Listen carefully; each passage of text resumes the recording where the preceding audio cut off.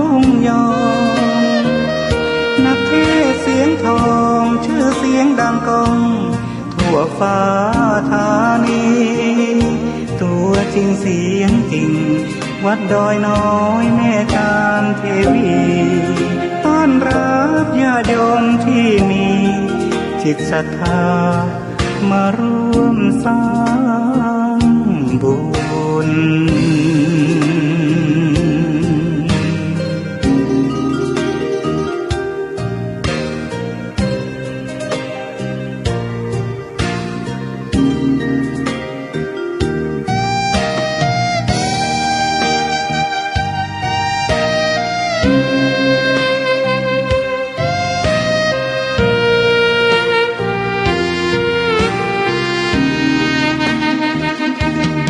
วัดดอยน้อ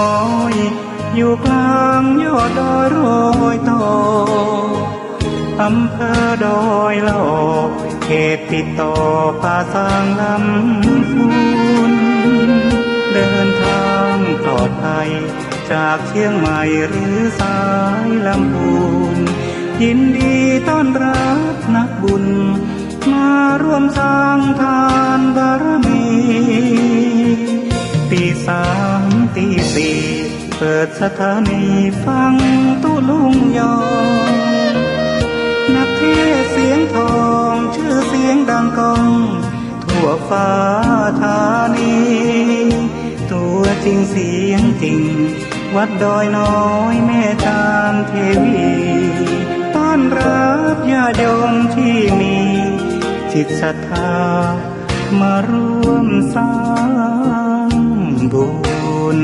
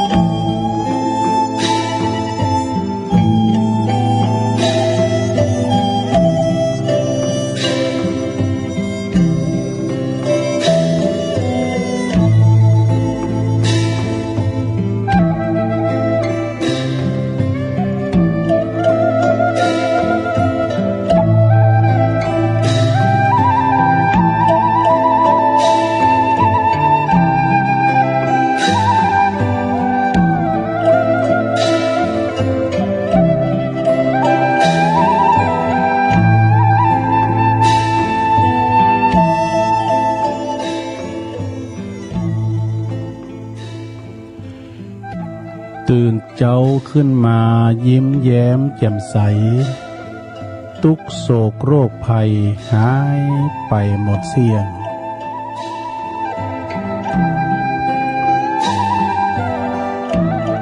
ขอความนอบน้อมแด่พระรัตนตรัยอันมีพระพุทธพระธรรมพระสงฆ์เป็นสรณะตีปึงกราบแนบไต่ไหวสาถวายความเคารพมายังครูบาอาจารย์พระมหาเถรานุเถระตันเจ้าคณะพระสังฆาธิการพระภิกษุสามเณรเจ้าจุโตนจุองค์กุวัดวาอารามทุกสำนักสงฆ์ที่พักสงฆ์ขอเจริญปอนมายังบรรดาปออกไม่ออกศรัทธาสาธุชนคนดีต่างหลายปอหลงแม่หลงปอลุงแม่ป่าปีป่าหน้าเอาอาศรัทธาตีนจองห้องวัดเท่าแก่หนุ่มกำใจยิงต่างหลายเนาะอ่านปินกีฬานุปถากสันนิบาตตานเข่าเมื่อว่าตื่นเจ้าขึ้นมาแตกตื่นมึนตานะก็จะได้ฟังเพลงบักเก่าฟังนำฟังธรรมจากสถานีตีเปินลิงเอาสัญญาณนำเอาเสียงนี่ไปออกสู่หูได้ยินถึงบ้านถึงจ้องเนาะวันนี้ก็เป็นเจ้าแลของตนโตของอาตมาภาพเนอะวันพัดวันศุกร์วันเสาร์ รายการนี้เปิ้นก็ใส่ชื่อว่ารายการสัพเพเหระปกิณกะขอนลุงไก่แจ้งรายการเสียงธรรมแสงทองซึ่งก็ดำเนินรายการโดยตนตัวแห่งอาตมาภาพเก่ากระผมตุลุงนันชัยวัฒนาคเสโนแห่งวัดพระธาตุดอยน้อยตำบลดอยหล่ออำเภอดอยหล่อจังหวัดเชียงใหม่ก็มาจัดกันเป็นประจำทุกวันพัดวันศุกร์วันเสาร์วันนี้ก็แต่มาเข้ารายการตรงเวลาสถานีแต่ละคืนบ่มีปัญหาอย่างอันใดนะเช็คระบบมาดังโมดดังเสียงดังกลางวานไปถึงปีน้องศรัทธาฟังเพลงบักเก่าอมตะนิรันดร์การกันไปเนาะก็วันนี้สดาญาโยมทั้งหลายตุลุงก็ตั้งอกตั้งใจน้อมนำคุณคว้าจะมีตึงมรดกธรรมตัววันนี้มีเจ้าภาพนะจะติดธรรมปาลมีนะแล้วก็คิดว่าจะสวดปาลมี30ตาตัวแล้วก็มีธรรมมีเกตเล็กเกตน้อยแล้วก็ยังจะมีนิทานปืนบานตัวนิทานที่นำมาเสนอ2เรื่อง3เรื่องนะแล้วแต่เวลาเนาะโดยเฉพาะก็วันนี้เป็นวันเจ้าแรกที่จะได้มามาจ้ากับศรัทธาญาโยมแต่ก่อนอื่นนั้นก็เราจะได้ไหว้พระให้ก่อนเนาะสวดมนต์เปิดความเป็นสิริเป็นมังกละเป็นมงคลขจัดปัดเป่าโพยภัยเสน่ห์จังไรตังหลายนี้หายออกจากคุ้มจากโคหอเฮือนเฮานี้ไกลแสนโยดแสนว่านำปาสิ่งที่เป็นมังกละเป็นมงคลเข้าบ้านเข้าจองเนาะลูกหลานตันเต่าอยู่ดีมีสุขไปกราบไปขายไปตังใดก็ตามไปโดยรถยานยดยานพาหนะกับรถกับลาก็เดินทางเกี่ยวขาดปลอดภัยทุกตารางกิโลเมตรของการเดินทางนะก่อนอื่นที่จะได้ตั้งสถานีเฮาสวดมนต์ตื่นกันมาแล้วเนาะลงบ้างเขาก็ดีลงโอนแม่บุญพินตึงลงตึงหลายเมื่อพร้อมแล้วก็ไหว้พระเนออะระหังสัมมาสัมพุทโธภะคะวาพุทธังภะคะวันตังอภิวาเทมิสวากขาโตภะคะวะตาธัมโมธัมมังนะมัสสามิสุปฏิปันโนภะคะวะโตสาวกสังโฆสังฆังนะมามินะโมตัสสะภะคะวะโตอะระหะโตสัมมาสัมพุทธัสสะนะโมตัสสะภะคะวะโตอะระหะโตสัมมาสัมพุทธัสสะนะโมตัสสะภะคะวะโตอะระหะโตสัมมาสัมพุทธัสสะอิติปิโสภะคะวะอะระหังสัมมาสัมพุทโธวิจาจารณะสัมปันโนสุขโตโลกวิโตอนุตตโลปุริสะธัมมัสสาลทิสัทธาเทวะมนุสสานังพุทโธภควาติสวากขาโตภควตาธัมโมสันติติโกอากาลิโกเอหิปัสสิโกโอปันนะยิโกปัจจตังเวทิตาโปวินโยหิติสุปฏิปันโน ภะคะวะโตสาวกสังโฆอุจุปาติปันโนภะคะวะโตสาวกสังโฆยายะปาติปันโนภะคะวะโตสาวกสังโฆสามิจิปฏิปันโนภะคะวะโตสาวกสังโฆญาติตังจัตตาลิปุริสยุคาเนอัตถปุริสปุคลาเอสะภะคะวะโตสาวกสังโฆอาหุนายโยปะหุนายโยตักขินายโยอัญจลีกาลนิโยอนุตตลังปุญญาเขตังโลกัสสาติจายันโตโพธิยามูเลสักกายานังนันทิวัตตโนเอวังตวังวิจโยโหหิจยสุจยมังคะเลอปัลลาจิตตปันลังเกสีเสปาทาวิปุคะเลอภิเสกเกสัพพพุทธานังอากาปโตปโมทติสุนักกตังสุมังกาลังสุปปาตังสุหุติตังสุขันโนสุมุหุตโตจะสุยิถังพรหมจาริสุปทักขินังกายกัมมังวาจากัมมังปทักขินังปทักขินังมโนกัมมังปณิติเตปทักขินาปทักขินานิกาตัวนะละพันตเถปทักขิเนสปิติโยวิวาจันตุสัพพโลกโกวินาสตุมาเตภวัตวันตะลายโยสุขีติงกายุโกภวะอัมพิวาตานาสิลิสานิจังวุตตาปัจจายโนจัตตารโอธรรมาวาทันติอายุวันโนสุขังปะลังเอาแล้วสัทธาญาติโยมทั้งหลายตุลุงก็ปินเก้าปินโหนำสวดมนต์ไหวพระกันไปปินตีเรียบร้อยก็ขอคุณพระติตะไหลรัตนะผ่านแผ่วพระเกี่ยวเจ้าตั้งสามประการจุนดลบานดาลมาปกป้องคุ้มครองหักษาครูบาอาจารย์พระสงฆ์องค์สามเณรเจ้าอยู่กับวัดกับว่ามีสลีติคาอายุมั่นยืนยาวอยู่กัมจูปูจาวรพุทธศาสนา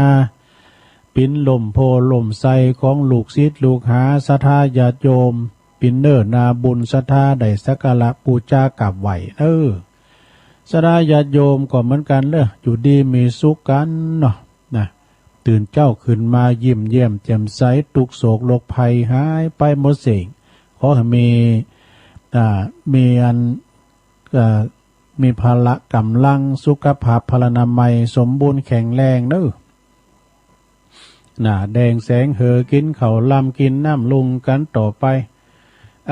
ต่อไปเอื่นไปตั้งสถานีเก่าสถานีโดยการสำหรับเจ้านี่นะประเดิมแรกนี่เก่าสถานีอย่างสถานีใหญ่ๆที่เปิ้นมีจิตมีใจนำเอาทำคำสอนขององค์บวรสัมมาสัมพุทธเจ้าสู่ท่านผู้ฟังคุณเฒ่าคุณแก่ชวเฮาเนาะพอหลงแม่หลงเขาที่เปิ้นนอนบ่หลับกะซับกะสาย ก็ฟังฟังฟังฟังเพลงฟังฟังธรรมไปจะเนี่ยเอาเป็นกูเป็นกีมกันไปเนาะขอบคุณสถานีวิทยุเพื่อการศึกษาและวัฒนธรรมของวัดไฟหินตำบลสุเตปอำเภอเมืองเชียงใหม่ FM 104.50 เมกะเฮิรตซ์โดยเมตตาบารมีธรรมอาจารย์ท่านพระครูสมุวิสุวัฒน์วรกิจโจอาจารย์เปิ้นลิงสัญญาณไปแล้วเรียบร้อยตุลุงก็ฟังตะเมือนตุลุงทองเนาะ ตื่นขึ้นมาก็ ได้ฟังธรรมตุลุงทองละตุลุงตื่นมาก็ตั้งเวลาไว้ ตั้งแต่ตีหนึ่ง ก็ลุกขึ้นมาแตกตื่นมื้อตาก็เข้ามาเนี่ยนะวันนี้นาฬิกาเด็กปุ๊กเฮ้ยตัววันนี้รับดีหน่อยก็สถานีคณะสงฆ์สถานีวิทยุคณะสงฆ์อำเภอฝางเนี่ยตั้งอยู่ที่วัดพระบาทอุดมนำบ่อสาวาสำนักวิปัสสนาโดยเมตตาบารมีธรรมหลวงพ่อพระครูสุจิตานุรักษ์หลวงพ่อใหญ่เฮาเนอเจ้าคณะอำเภอฝางขอบคุณดังท่านอาจารย์จำเริญตุปิเลินเนาะโชติธรรมโมเจ้าวัดวัดสันโค้งแม่อายบนเนอขอบคุณตุปีอมรเทพอุปสันโตอุดเถินตุปีโจเนอะแล้วก็อันนี้ FM 100.25 เมกะเฮิรตซ์เนอะสถานีแดนดินถิ่นล้านนาตั้งอยู่ที่บ้านโฮงโงตำบลนำบ่อโลงอำเภอสันป่าตอง FM 103.50 เมกะเฮิรตซ์โดยคุณรุจิสมบัติเงาคำปีอ้ายใต้โฮเฮา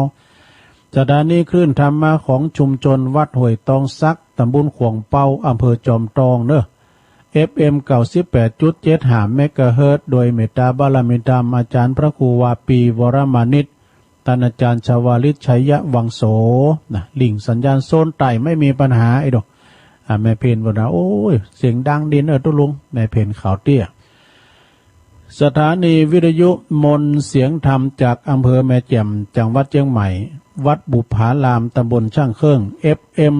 106.25 เมกะเฮิรตซ์โดยเมตตาบารมีธรรมหลวงพ่อพระครูมงคลวิสิทธิ์หลวงพ่อใหญ่เฮาเนอเจ้าคณะอำเภอแม่แจ่มท่านอาจารย์ปปลัดอุทัยตึง2อุทัยโดยสถานีวิทยุเน็กเนลเรดิโอ FM 96.75 เมกะเฮิรตซ์ตั้งอยู่ที่บ้านโจงตำบลทุ่งกวาวห้างหุ้นส่วนจำกัดอนุสรณ์เรดิโออำเภอเมืองปานจังหวัดลำปางสถานีวิทยุคนเหนือชุมชนคนเหนือเขื่อนตั้งอยู่ที่บ้านดงดำอำเภอฮอดจังหวัดเชียงใหม่ FM 90.75 เมกะเฮิรตซ์เนอะสถานีวิทยุเพื่อการศึกษาและพัฒนาอาชีพ R Radio Network FM 103.00 เมกะเฮิรตซ์อำเภอเมืองจังหวัดลำปางโดยคุณอนุพงษ์ตาจินะสถานีที่9สุดท้ายสถานีวิทยุR Radio Network FM 99.75 50สมาร์ทวิทยาลัยเทคโนโลยีและการจัดการกฟผแม่เหมาะลำปางเนอโตเก่าสถานีเนอญาติโยมทั้งหลาย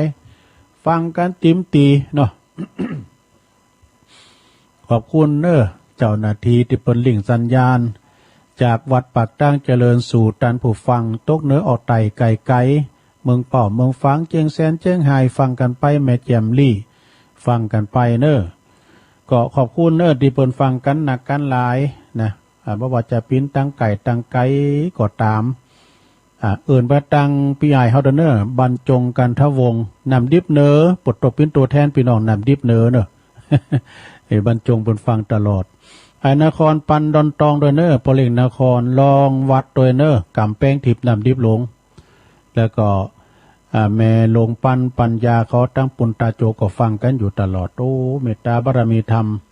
ต่างงานหลวงพ่อเขาก็ฟังท่านพระครูพุทธิธรรมรักษ์นี่เจ้าคณะตำบลแม่โป่งวัดป่าไผ่บ่อทองก็ดีพระครูสังฆรักษ์สมบัติอภิลัมมณีโยเหล่ายาวใต้ ก็ฟังกันไปเมตตาบารมีธรรมหลวงพ่อพระครูสันติเจติยากรอันนี้เปิ้นฟังตลอดแล้วก็เปิ้นบำรุงนะสถานีมาปิ้นยอดปัจจัยแถมโดยขอกราบขอบคุณในเมตตาธรรมหลวงพ่อพระครูโชติสุวรรณสอนวัดสลาตำบลน้ำแพร่หางดงด้วยโอ้เปิ้นฟังกันหนักกันหลายแล้วก็สถาญาติโยมก็จะไปได้ลืมกันเนอะวันนี้วันที่10เนาะวันนี้ก็เป็นวันที่10แล้วก็วันพุธนี้เป็นวันที่11นะ11นี่ก็เป็นวันสำคัญของเจ้าล้านนาเฮา11นี่เป็นวันหยังตุลุง11มิถุนายนนี่เป็นวันเกิดของครูบาเจ้าศรีวิจัยนักบุญแห่งล้านนาไทยนักบุญผู้ยิ่งใหญ่ของโลกนะ143ปีชาตการครูบาเจ้านะ ถ้าว่าเปิ้นมรณภาพนี่นะเปิ้นจะมีอายุถึง143 ปีวันพุธนี้จะเอาข่าวหำครูบาเจ้าศิวิจัยมาเล่าให้ฟังเด้อโอ้ตามกุปีปุตรมเดี๋ยวนี้นอนอยู่พวกกับวัดบันปางบนละกาตุลุงกับปะคูโอดนะแล้วก็อาจารย์เพลินอาจารย์เพลินศรีวิชัยเนาะยาวิชัย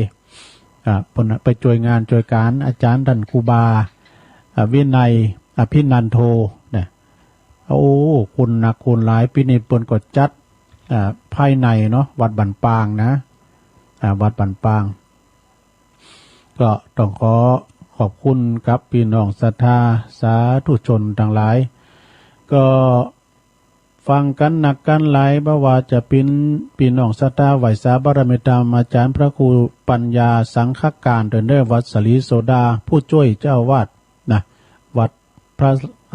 ระศรีโสดาวัดสลีโสดาพระอารามหลวงเนาะแล้วก็เอิ้นไปตังปุเดินเด้อตุลุงบุญส่งโสภณจิตโตวัดเสาหินตุปีเอกพลชุตินทโลครับบุญนะเสาหินสีโบบาน เอิ้นไปตังงานแม่กองคำรินตะพาน โอ้เพิ่นอยู่เสาหินสีโบบานอายุ88 ปีฟังกันอยู่แม่กองคำแม่หลวงกองคำเอ้ยแม่หลวงกองคำนี่เพิ่นฟังตลอดฟังถึงวันนะโอ้ก็เปิ้นแข็งแรงว่ะในครูทองคำที่วงคำวานเนี่ยบทกว้านน้ำยายในวันใน100 ปลายกันนะเดี๋ยวนี้เปิ้นมีงานทำแต่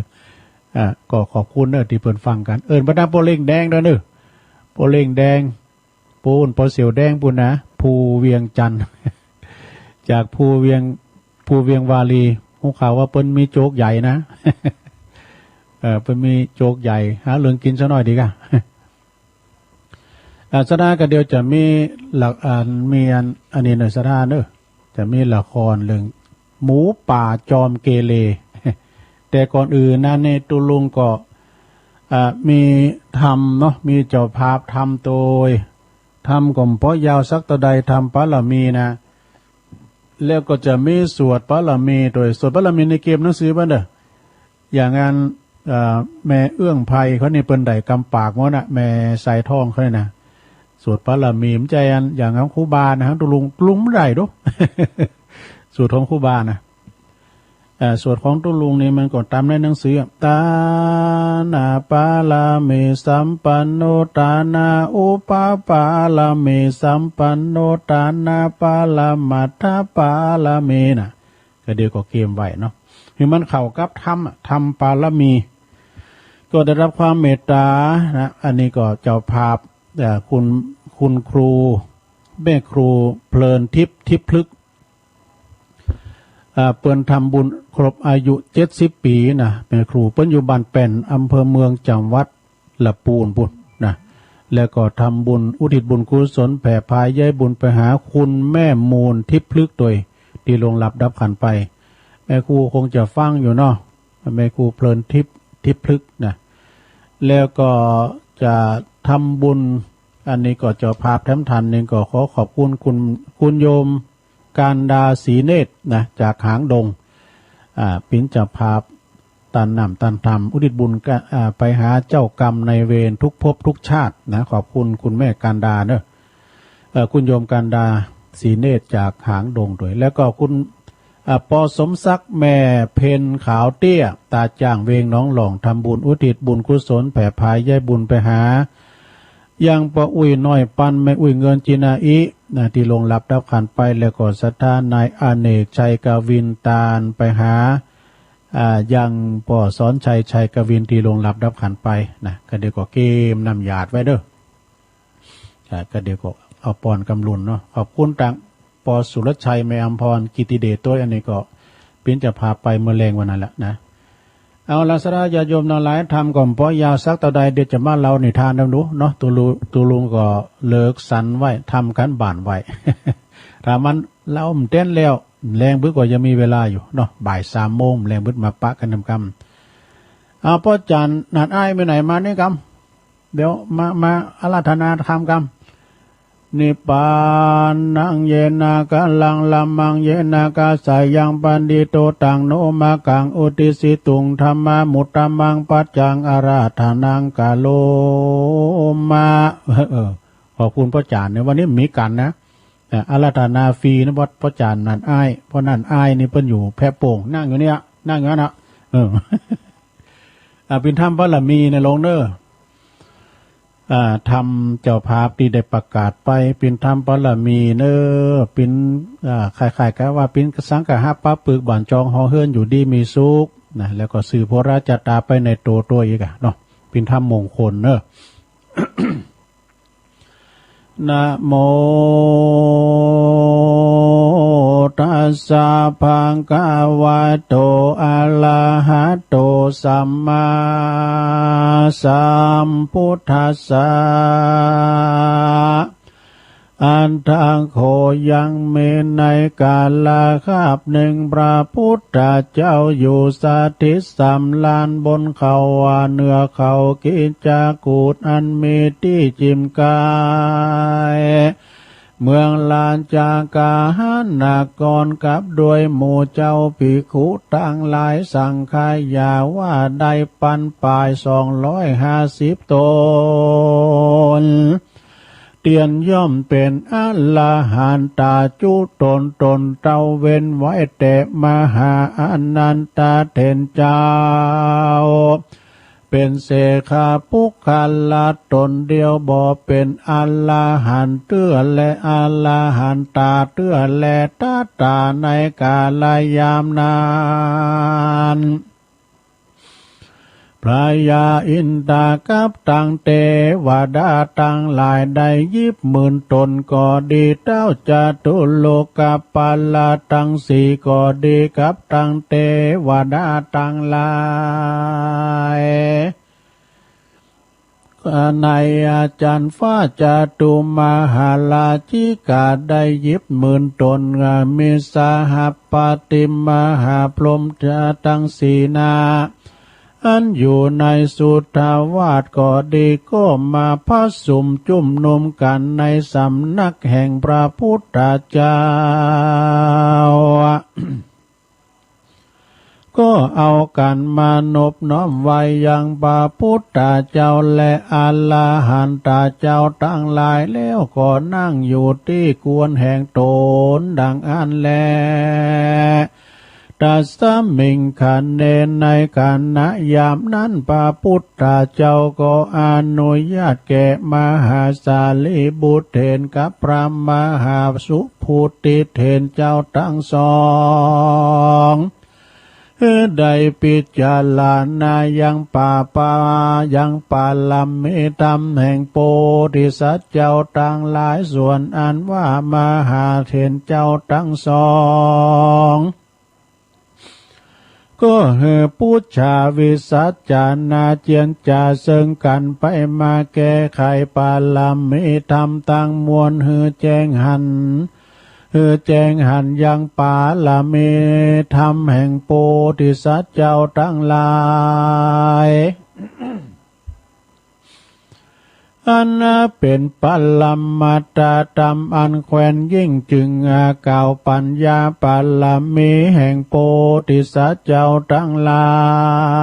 ยเป็นแก่นเป็นสันจะเป็นที่จังที่เปิงแก่ปุกกันลายยิงใจตั้งหลายได้สร้างได้เขียนและก็ได้เรียนไว้ปูจุมปูจาได้ไว้ปูจาสังวาสวัสดิยายไว้เป็นของขันนั้นเป็นยันอันวิเศษดัง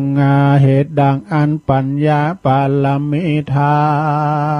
มนะอันเป็นอุตตมะอันอุดมยิ่งเตียนย่อมหักรักษาปุกกาลาภูปฏิบัติตามมากับตามใดเถิงสุขสามประการคือมีในเมืองคนและเมืองฟ้าตาลาบต่อเต้าอมตะมหาเนลาปันเป็นที่แล้ว เตียนย่อมหือปุกกาลพูนนันมีวันนะเนื้อตนเรางามเป็นดังเป็นที่ลักจำเลินใจแก่คนผู้ใดหานเป็นที่พอที่เล็งงานแลบ่รู้จักอิ่มก้ายแก่ตาแลคนแลเทวดาทั้งหลายเหตุดังอ่านปาละมีปัญญาปาลมิธรรมดวงนี้จึงงามยิ่งกว่าแก้วมณีโจทย์แห่งพระยาจักรวาติเหตุว่ามีปาลมิธรรมหากรักษาตนตัวแล้วว่าอันละในกาลยามนั้นพระยาอินทราจึงไว้สายังพระพุทธเจ้าว่าพันเตภกวากาแด่พระพุทธเจ้าขอจุงเทศนายังทำปาลามีอันประเสริฐแก่ผู้ข้าต่างหลายเพื่อเฮือไว้เป็นที่จังที่เปิงแก่กุลปุตติตากุลธิดาหญิงใจทั้งหลายแด่เตว่าอันเมื่อนั้นพระพุทธเจ้าก็จึงเทศนาว่าดุลภยาอินทราธิราชจงฟังยังจำเอาไว้ แล้วจำเลินสวัสดียายว่าดังนี้เตตานาปาลามิตานาอุปปาลามิตานาปาลามัตตาปาลามิดังนี้แลทุกาลาปลายาอินตาเทราชและเท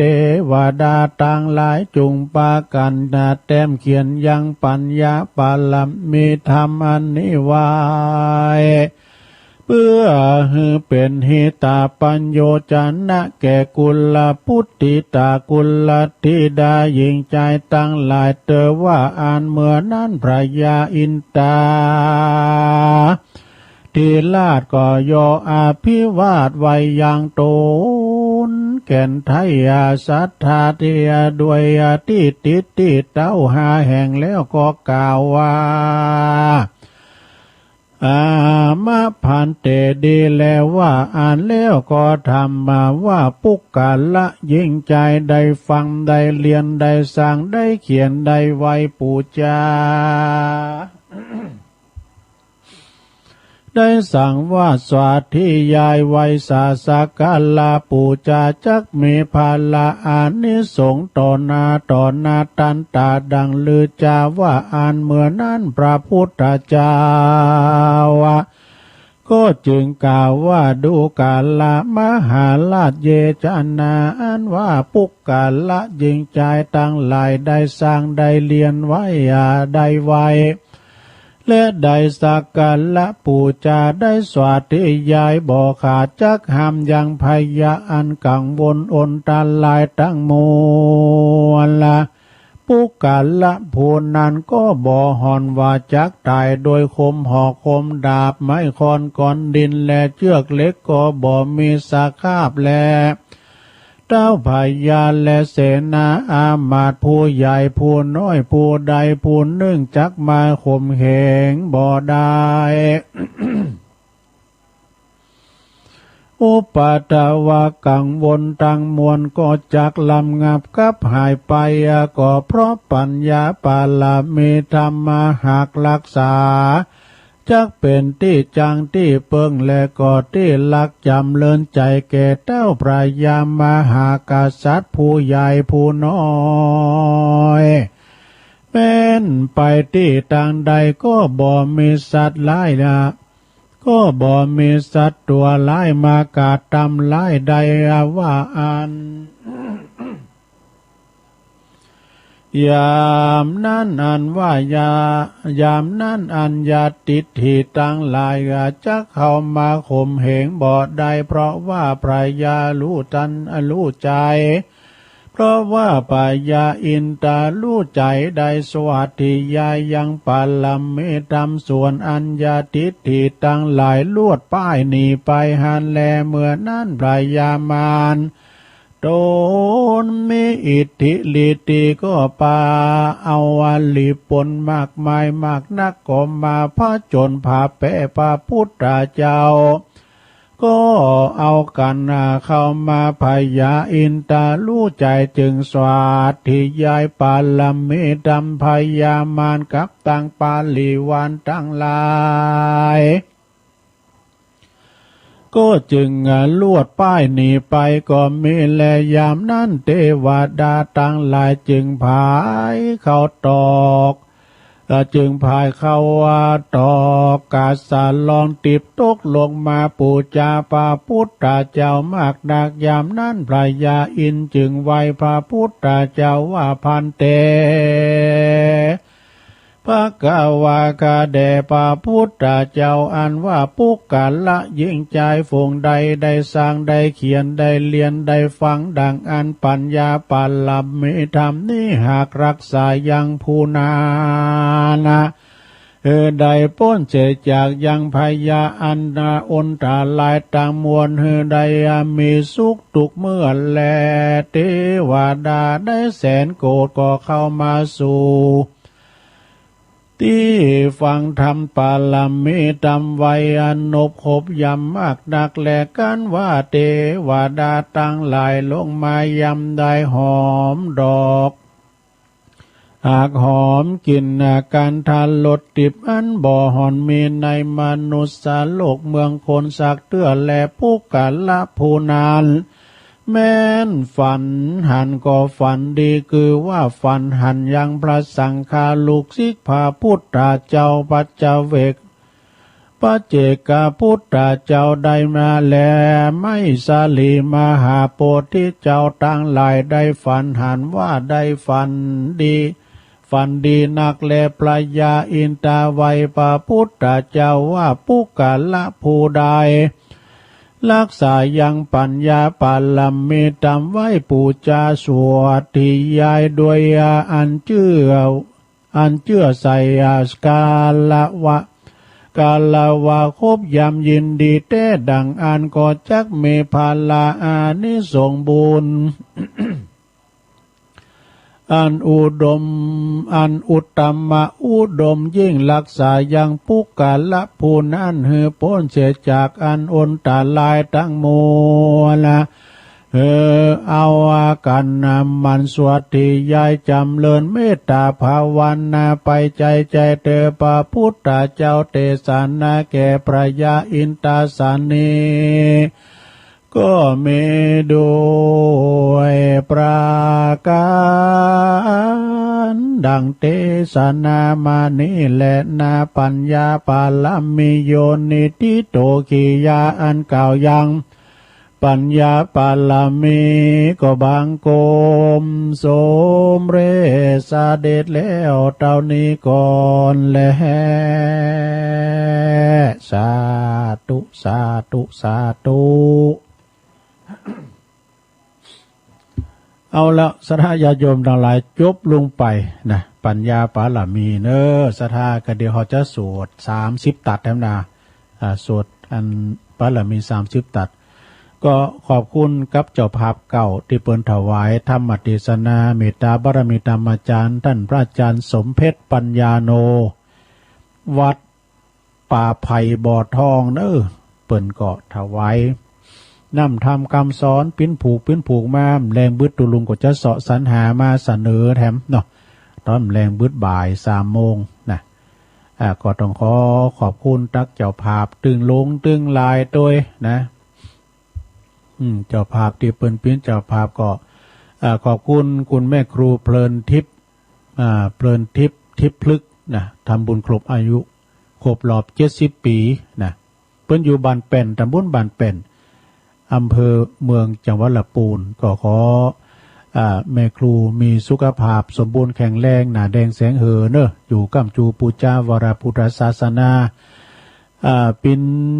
ลมโพลมใสของลูกหลานตันเต่านะมีสุขภาพแข็งแรงเนอะแล้วก็ขออย่าเจ็บอย่าจน บุญกุศลอันเกิดจากการตั้นทำครั้งนี้ก็อุทิศบุญกุศลไปหาคุณแม่มูลทิพย์พลึกโดยที่ลงหลับดับขันไป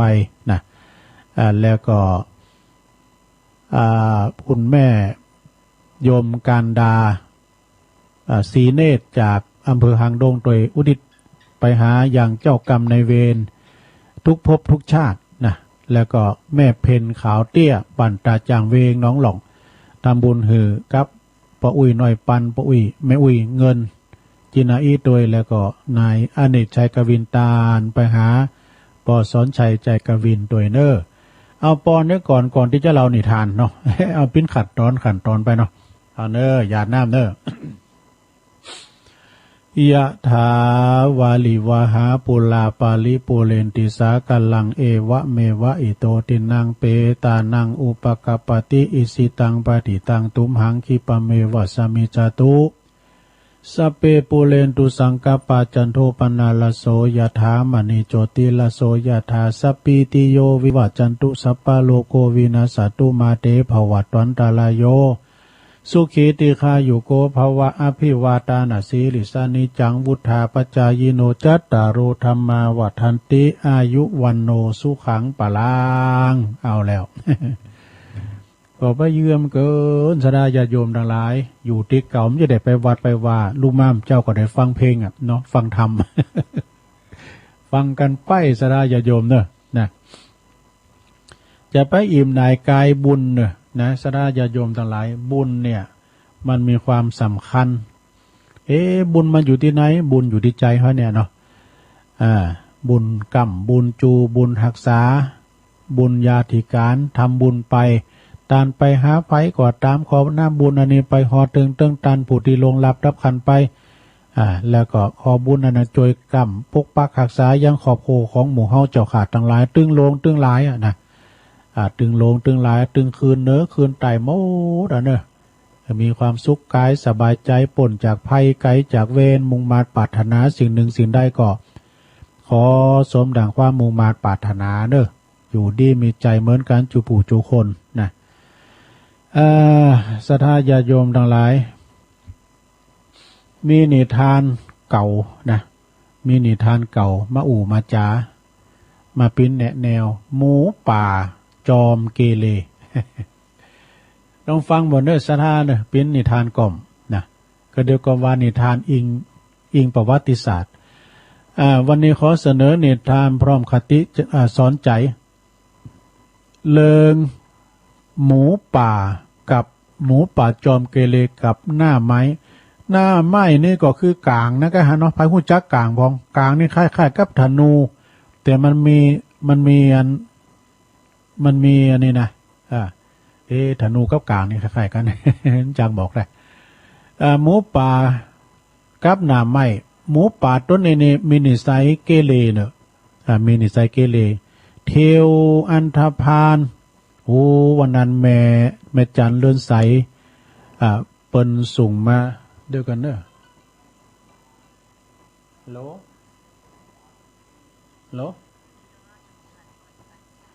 ฮะได้มันเริ่มขันตอนไปได้แต่กะขอบคุณโยมเลยเนอะที่เปิ้นโทรมาบอกคุณเฒ่าได้เฮ้ยคนเฒ่า ตัวลุงก็สัญญาว่าจะสวดปาลามีแต่กะเนาะเดี๋ยวตุลุงจะสวดปาลามีกันเนอะมีหนังสือก็เกมมาหน่อยข้ามขั้นตอนไปหน่อยขอโทษเด้อศรัทธาเนอะอย่างแม่อันเอื้องไผเขาเนี่ยเปิ้นได้กำปากดู เอาจะสวดปาลามี30ตัดเนอะแบบในหนังสือเนอะไผมีแบบก็พอแบบไผไม่ได้แบบก็วางในใจเอา เอาเนอะตั้งใจเนอะตานาปาลาเดี๋ยวต่างเสียงดันดิ ตา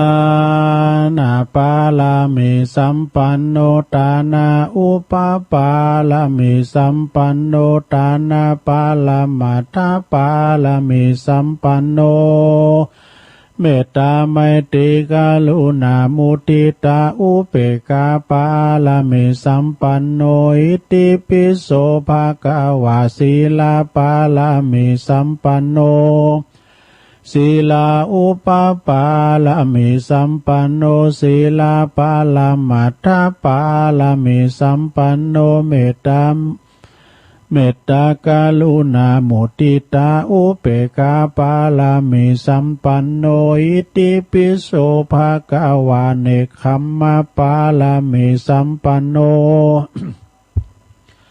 เนคขมาอุปปาลามิสัมปันโนเนคขมาปาลามัทธปาลามิสัมปันโน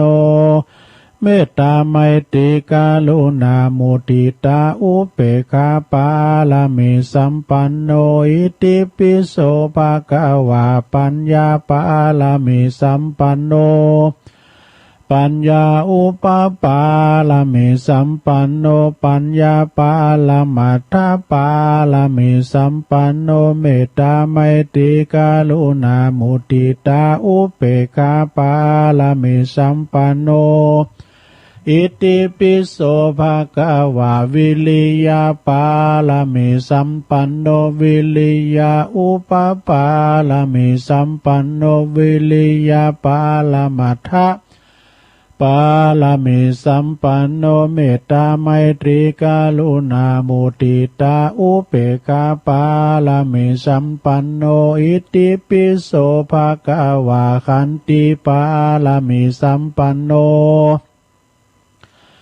ขันติอุปปาลามิสัมปันโนขันติปาลามัทธปาลามิสัมปันโนเมตตาไมตรีกรุณามุทิตาอุเปกขาปาลามิสัมปันโนอิติปิโสภะคะวะสัจจะปาลามิสัมปันโนสัจจะอุปปาลามิสัมปันโนสัจจะปาลามัทธปาลามิสัมปันโนเมตตาไมตรีกรุณามุทิตาอุเบกขาปาลามิสัมปันโนอิติปิโสภะคะวะอธิฐานาปาลามิสัมปันโนอธิฐานาอุปปาลามิสัมปันโนอธิฐานาปาลามัทธปาลามิสัมปันโนเมตตาไมตรีกรุณามุทิตาอุเปกขาปาลามิสัมปันโนอิติปิโสภะคะวะเมตตาปาลามิสัมปันโนเมตตาอุปปาลามิสัมปันโนเมตตาปาลามัทธปาลามิสัมปันโนเมตตาไมตรีกรุณามุทิตาอุเปกขาปาลามิสัมปันโนอิติปิโสภะคะวะอุเปกขาปาลามิสัมปันโนอุเปกขาอุปปาลามิสัมปันโนอุเปกขาปาลามัทธปาลามิสัมปันโนเมตตาไมตรีกรุณามุทิตาอุเปกขาปาลามิสัมปันโนอิติปิโสภะคะวะตัสสะปาลามิสัมปันโนตัสสะอุปปาลามิสัมปันโนตัสสะปาลามัทธปาลามิสัมปันโนเมตตาไมตรีกรุณามุทิตาอุเปกขาปาลามิสัมปันโนอิติปิโสภะคะวะพุทโธอานันตาติกุโนวัตตโสภะคะวะอิติปิพุทโธมังคลาสัมพุทโธสัมพุทโธติปัฏฐุตโมพุทธมังคลามากามาสัพพทุกขาปะมุญจเลธัมโมมังคลาสัมพุทโธกัมปิโลตุตตะโสอานุงธัมมะมังคลามะกัมมาสัพพพยาปะมุญจเลสังโฆมังคลาสัมพุทโธตักขินายโยอนุตตโลสังฆมังคลามะกัมมาสัพพโรกาปะมุญจเลอโรกายาปะลัมมาลาปะสันตุติปะละมังทานังวิสาสาปะละมายาตินิพพานังปะละมังสุขังสาธุสาธุสาธุ ว่าเขาดังเต้นให้หลง เดี๋ยวกันเด้อจิ้มหน้าไม่หน่อยนะบรยอแห้งเฮ้ยเดี๋ยว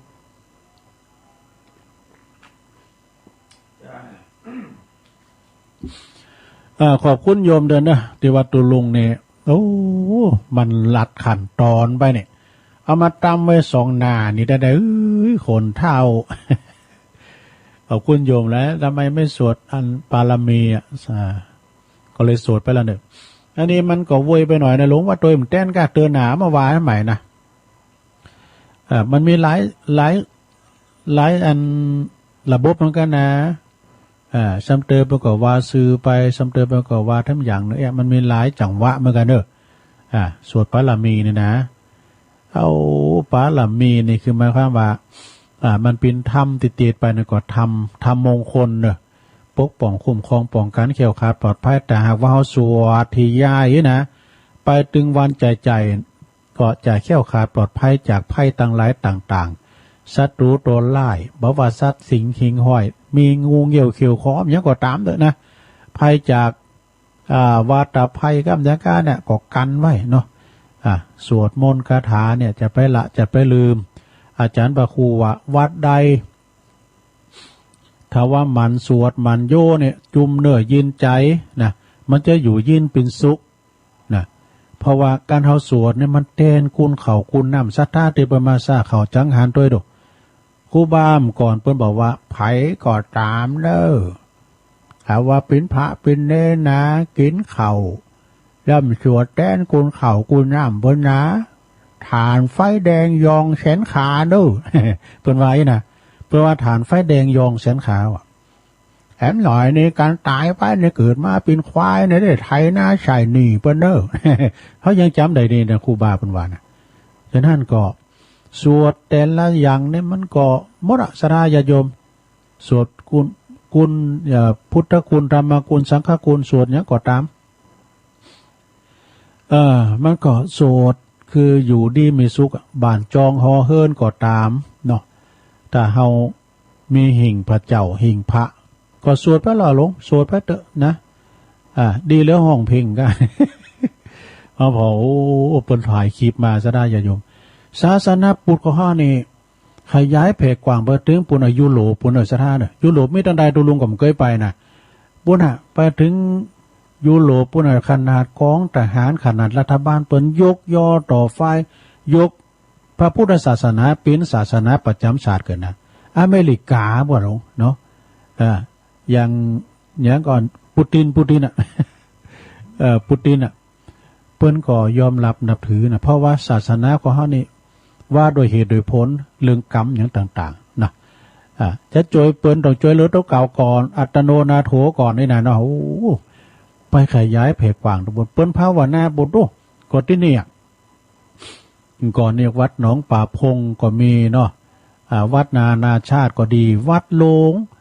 พระเจ้าสลิจอมตองฝรั่งมั่งค่าตึงยืนตึงใจเปิ้นมาบวชเปิ้นมาปฏิบัติกันเนี่ยเนาะที่หลวงปู่นะสดาญาโยมใกล้เกลือกินด่างเด้อก็ขอว่าถ้าว่ามีเวลาก็จะเอามาสวดแถมแล้วอันนี้นะครับนะเพิ่นขอร้องมานะตุลุงเสียงไม่ค่อยดีนะอันสวดจะฮื้อน่ะนี่นะอันปารามีเหมือนกันก็จะสวดนั้นอย่างก็เนี่ยมีเหมือนกันนะประสูตรปิ้นอย่างว่านะมันโมนเดียวตู้นะเขาฟังเขาว่าอย่างตู้ห้องเพลงก็เดียวกันก็ซอหาใหม่เนาะเอาละศรัทธาญาติโยมทั้งหลายตุลุงจะเล่านิทานก่อนเนาะว่าไปก็บ่าน้ำลายต้องคิดลืมอันเก่าอันหลังวัดเยอันนั้นแต่ถ้ามานี้ลืมไปก็ขอบคุณโยมที่เปิ้นโทรมาเตือนเลยเนาะคนเท่าอาจารย์เล่านิทานเรื่องหมูป่าจอมเกเรเข้าไปได้หน่อยนึงเนาะนางย่ำเต้นสายเดี๋ยวนี้จบม่วนไว้ก่อนมีวันนี้ขอเสนอนิทานเรื่องนิทานปิ้นพร้อมกับคติสอนใจเรื่องหมูป่าจอมเกเรกับหน้าไม้หน้าแน่เหมือนหน้าไม้ยิงดินเนี่ยนะกลางยิงดินนะมาดึงถูกดินเนาะมีหมูป่าตัวหนึ่งมีนิสัยเกเรเนี่ยแอวอันธพาลไปโทนะวันนั้นก็หันหมูป่ามาคบคุณโอ้ยเขาขมจุยบนเนาะอัน แม่จันประสุงมาพอก็คลองแต้เนี่ยนะจอมเกเรนะมันหมูป่าตัวนี้ก็เป็นเที่ยวอันธพาลไปทัวชอบทำลายแล้วก็รังแกสัตว์เล็กสัตว์น้อยต่างๆวันหนึ่งนั่นก็ขณะที่มันเดินไปหลินไปแอวไปแถวตุ่นไม้ใหญ่แอวไปตีตุ่นไม้ใหญ่เดินไป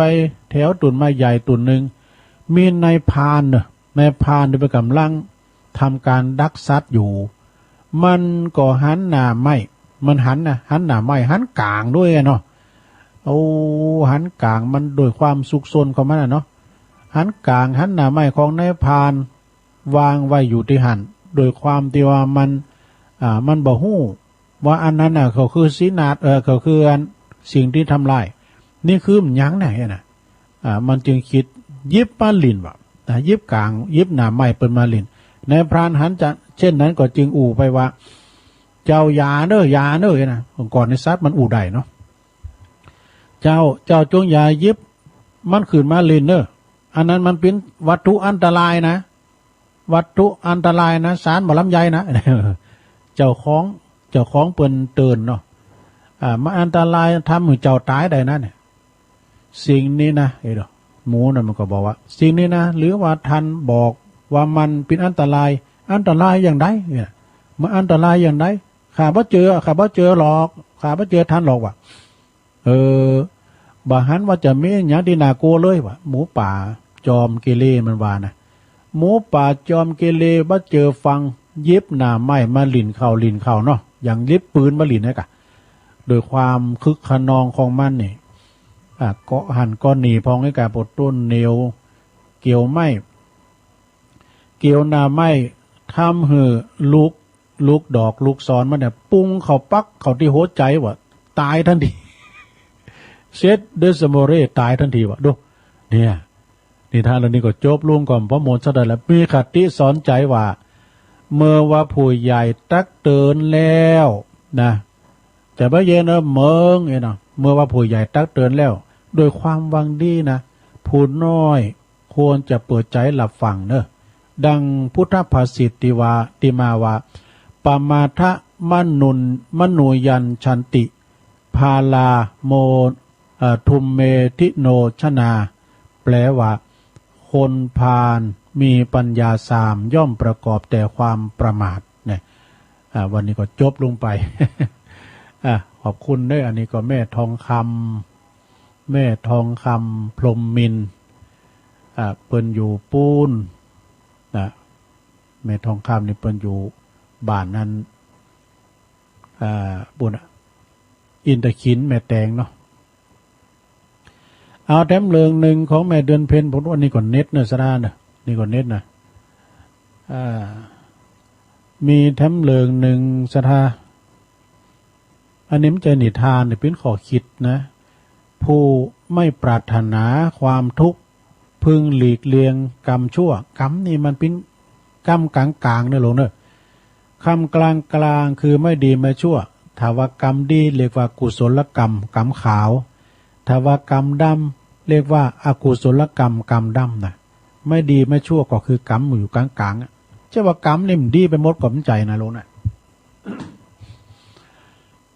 กรรมนั้นเป็นความสำคัญแก่ทุกชีวิตทั้งทางดีและก็ทางหายเด้อคือทั้งมีคุณและก็มีโทษกรรมดีก็มีคุณถ้ากรรมบ่ดีก็มีโทษเนอะการหู้จักกรรมหือถูกต้องจึงเป็นความจำเป็นอย่างยิ่งแม้การหู้จักกรรมจะเป็นเรื่องยากเพราะลึกซึ้งและก็สลับซับซ้อนแต่ว่าควรที่จะพยายามทำความเข้าใจเรื่องกรรมแล้วก็การเหตุผลของกรรมเนี่ยถูกต้องก็จะบ่ได้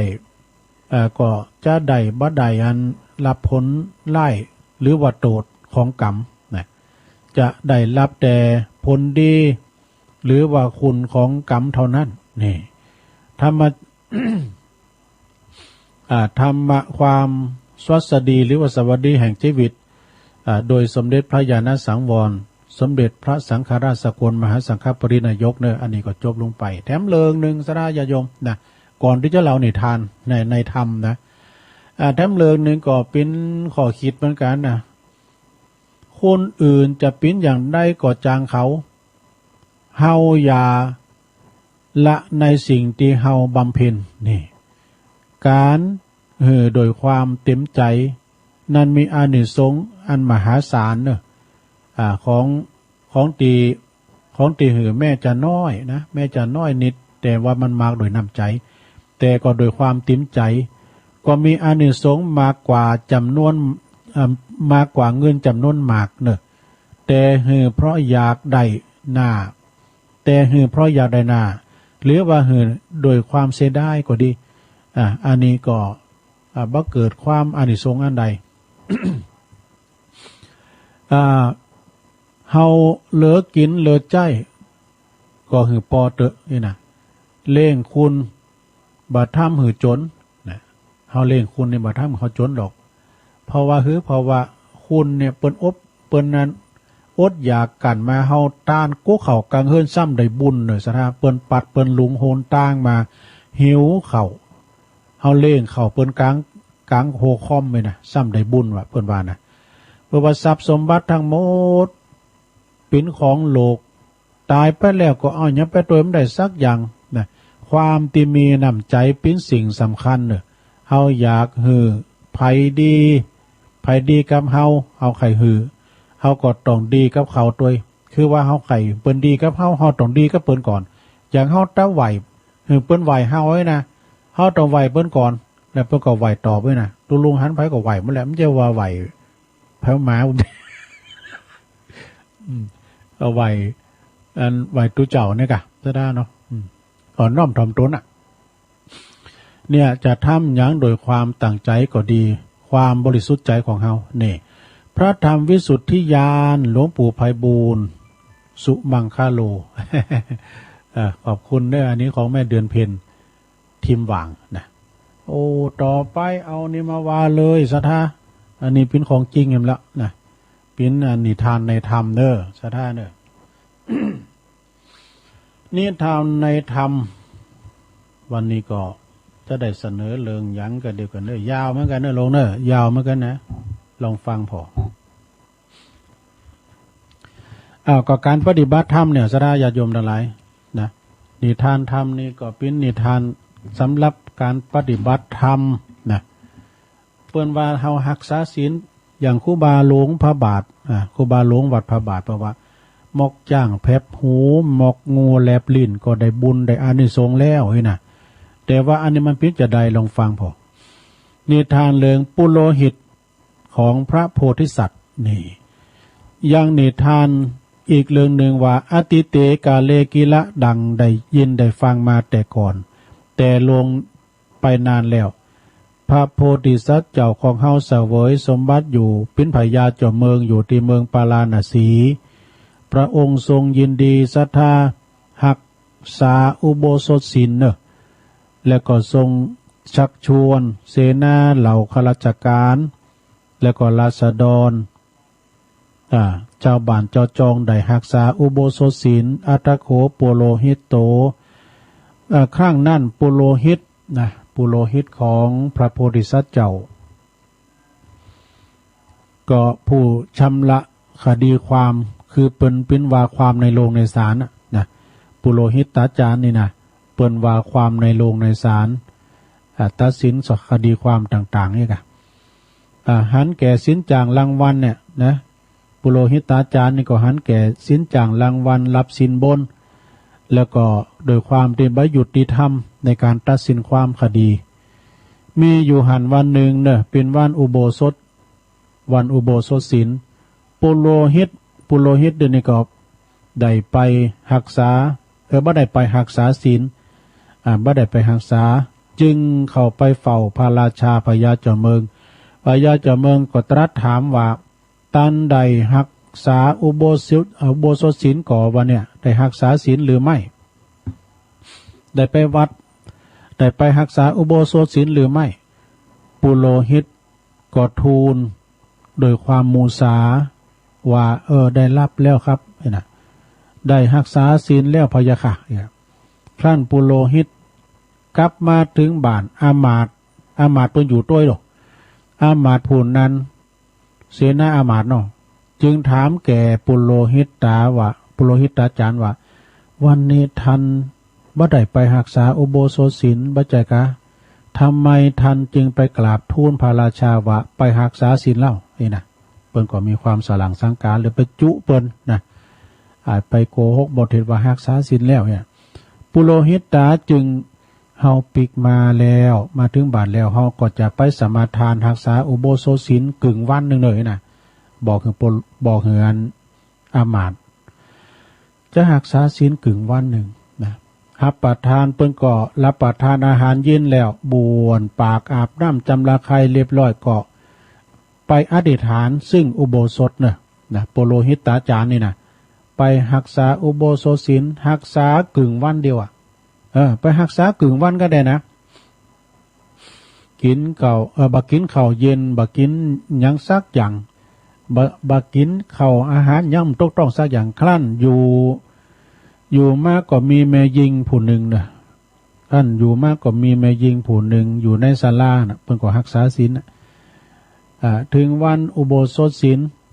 ก็สมาทานรักษาศีลปุโรหิตผู้นี้นะก็มีความกรุณาฮือพ้นว่ามงงาจ่างแดงว่ามงได้กะเนาะเอาว่าโอทัว สมัยนั้นมีกามงเกี่ยวมงคำมงปากหุ้งมง3 ปีเนี่ยกันเนาะสมัยนั้นมันมีแหละโอทูโทมูกางาจ่างแดงมันมีเป็นพันโอ้ยปีนี้ปีหนึ่งเนี่ยดูตางกินโมกนะลำเลียงขึ้นดอยติ๊กๆโอ้โตอันนี้หวานดีเนอะทุลุงนะหลวงพ่อก็สูงมากนะอันนี้หวานดีเนอะอันนี้กรอบดีเหรออันนี้มันเนอะมันมีปิ้นอย่างไว้นะก็เอาอันปุโรหิตาจารย์นั่นเปิดก็เอามีความกรุณาเอาผลโมงให้แก่หญิงที่รักษาอุโบสถนั้นนะอาปาลาภาเคขั้นลวงการผ่านไปนานปุโรหิตาจารย์นี่ถึงกิริยาอันตายไปเนี่ยโอ้ปุโรหิตาจารย์นี่เปิ้นก็ได้ถึงกิริยาอันตายไปก็ไปบังเกิดเป็นเวมานิกะเพลตปุตโตเป็นผีเพศนะลงเด้อมันปิ้นพออย่างได้ก็ได้ลองฟังพอมีวิมานทองเนอะอันนี้มีวิมานทองก่อนมีวิมานทองอยู่ในสวนโมงประมาณ3 โยชน์ดูโยชน์1 16 กิโลคือตรงเรามีสวนโมงประมาณ3 โยชน์มีนางฟ้า16,000 นางเป็นบริวารดูอยู่แถบหิมแม่น้ำไก่แม่น้ำแล้วก็ไก่ป่าหิมพานต์นะไก่ป่าหิมพานต์แต่ว่าเวมานิกะเปรตนั้นได้เสวยสุขกับนางฟ้าและก็วิมานแต่เวลากลางคืนนะเด้อโอ้เปิ้นอยู่วิมานเฉพาะกลางคืนเด้อสะทาเวลากลางวันเข้าไปเสวยแล้วเวลากลางวันก็เข้าไปที่สวนโมงลางของปุโรหิตาเนี่ยน่ะก็กลับกลายเป็นเพศดูกลับกลายเป็นเปรตสูงเต่าเก่าตานสูงเต่าลำตานว่ะเสวยทุกขเวทนาเสวยอันนี้เสวยตุกเนาะกลางวันนี่เป็นผีเพศกลางคืนเป็นเทวดานี่นะเนาะกลางวันนี่มาเสวยเป็นผีเพศมีการเสวยทุกขเวทนามีเล็บใหญ่เต่าคอบกว่ะดูโอ้เล็บเป็นเต่าคอบกจอบตราจระเข้แล้วก็กวาดกินเนื้อของตัวเองนะสะท่านควักเนื้อของตนเองเป็นอาหารแล้วก็เลิดไหลอยู่ส้มกายอยู่โถมตัวเลิดไหลอยู่โถมตัวก็กวาดกินจีนกินเนื้อของตัวเก่าเพศตัวนี้นะโดยกรรมที่ได้ชำระตีอันเปิ้นปิ้นนั่นว่าความถิ่มเถงทำคุณนั้นพิษแต่เอาปิ้นถูกเพราะว่าหันแก่สินจ่างรางวัลคุณนั้นถูกแต่ในว่าพิษอย่างอันนี้หมายความว่าไปทุจริตในการว่าความเปิ้นปิ้นทนายก็โหเนาะเปิ้นปิ้นว่าความตัดสินความต่างๆนี่นะ แล้วก็ได้เสวยสุขอยู่ในวิมานทองกับนางฟ้าในเวลาค่ำคืนนะโดยอานิสงส์ที่ว่าเปิ้นได้รักษาอุโบสถกึ่งวันน่ะได้ดูขนาดรักษาศีลอุโบสถกึ่งวันนะลงนะแล้วก็ได้อยู่ที่ป่าสวนมะม่วงมีประมาณ3 โยชน์นั้นก็โดยอานิสงส์ที่เอาโมงงาจ้างแดงโมงได้นะ โมงได้นะคือแก่นางที่เปิ้นรักษาอุโบสถนี่ฉะนั้นเรื่องนี้ก็จบลงไปอันนี้ก็พอยาวก่อนนะก็หมายความว่าสดาปุโรหิตาจารย์เนี่ยเปิ้นก็ที่แรกก็ไปจุนะไปจุพญาเจ้าเมืองว่าตานรักษาอุโบสถแล้วรักษาแล้วพญาข่ายอามาตย์ก็เลยว่าถามอย่าฮื้อทันอย่าไปจุโกหกอันพญาเจ้าเมืองนี่มันจะโกหกแหละก็เดียวก็จะเข้าห้องปฏิบัติแล้วเปิ้นก็ไปปฏิบัติได้นะไปปฏิบัติอุโบสถศีลอาบน้ำจำลาไคแล้วก็ไปอดข้าวอดน้ำนะอดข้าวอดน้ำพอถึงว่า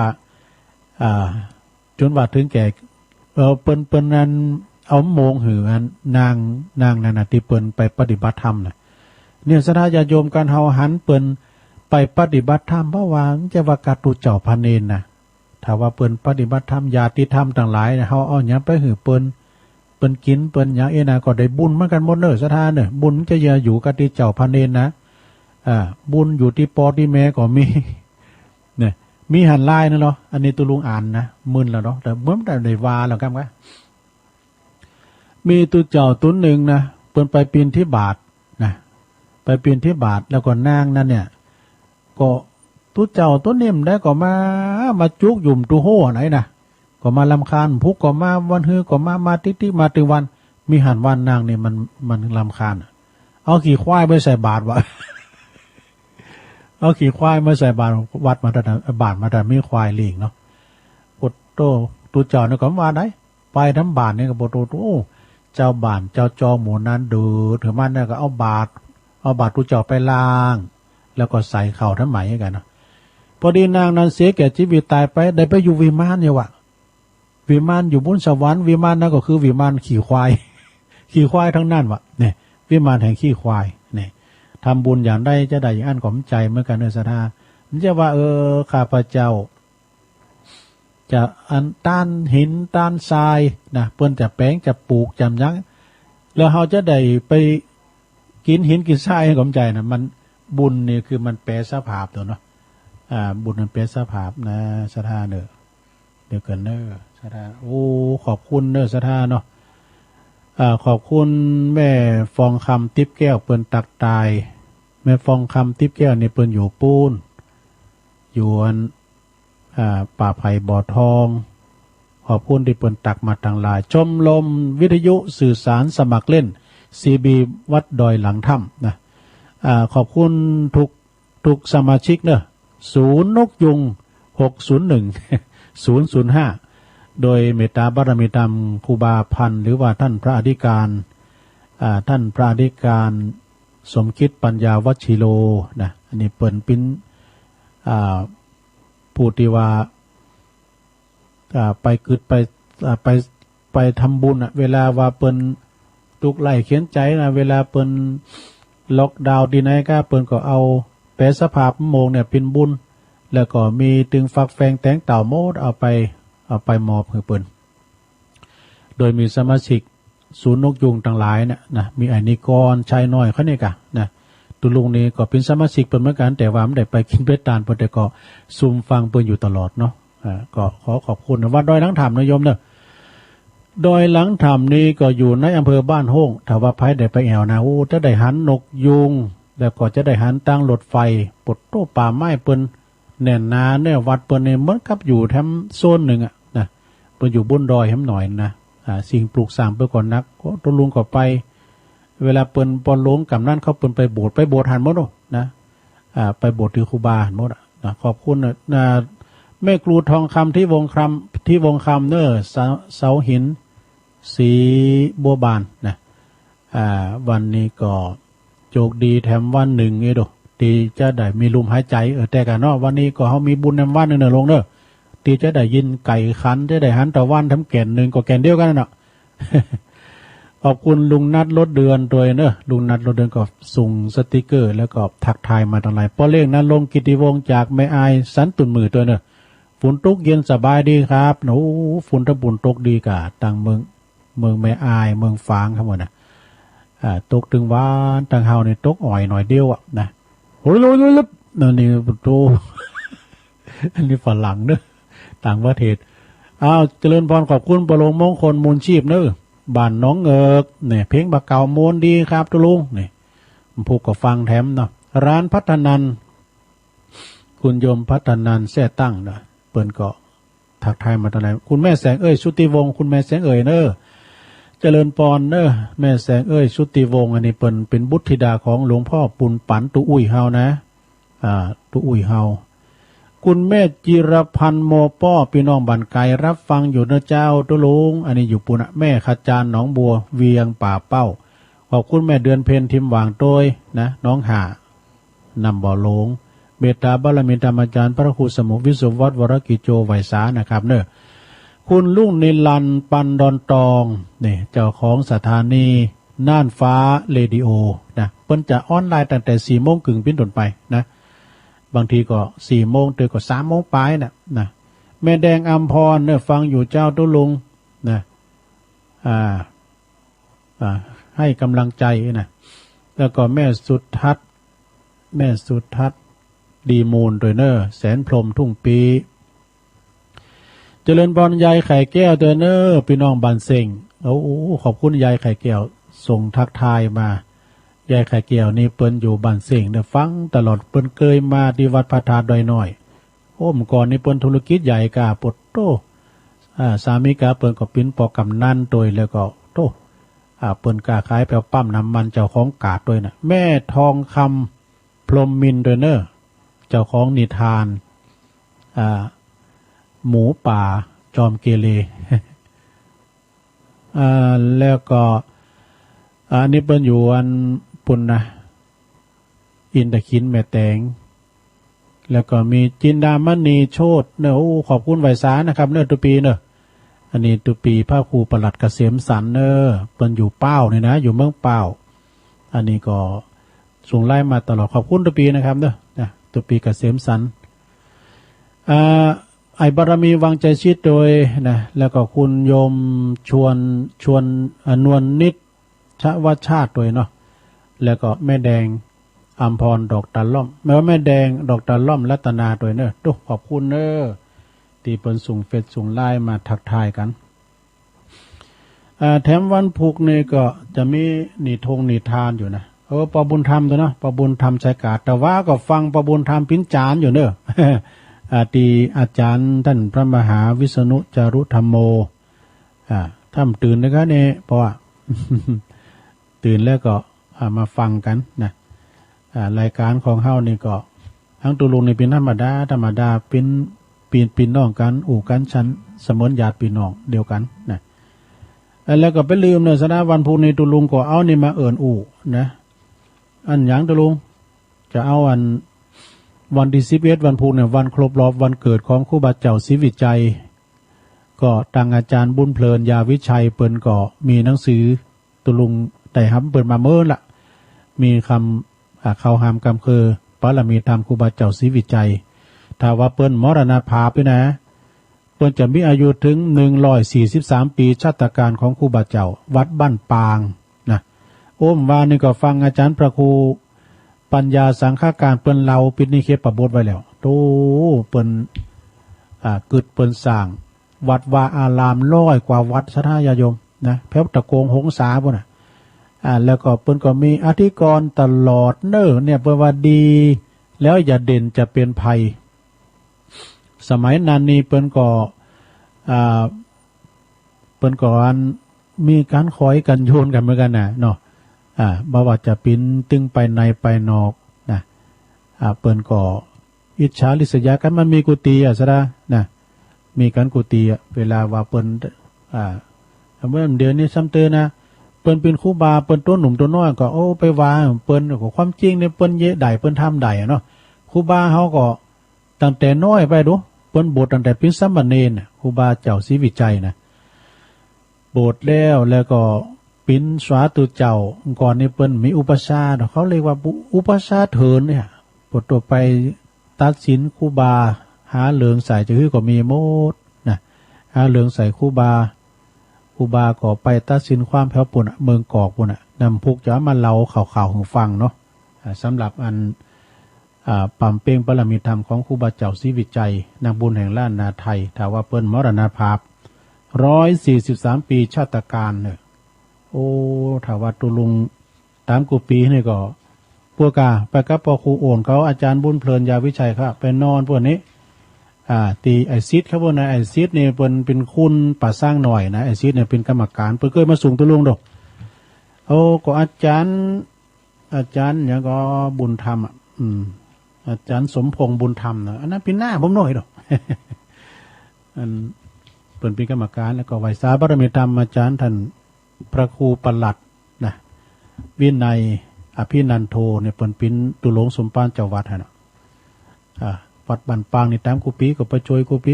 เดี๋ยวนี้ก็ช่วงโควิดเนาะไปก็จัดภายในนะวันนี้วันที่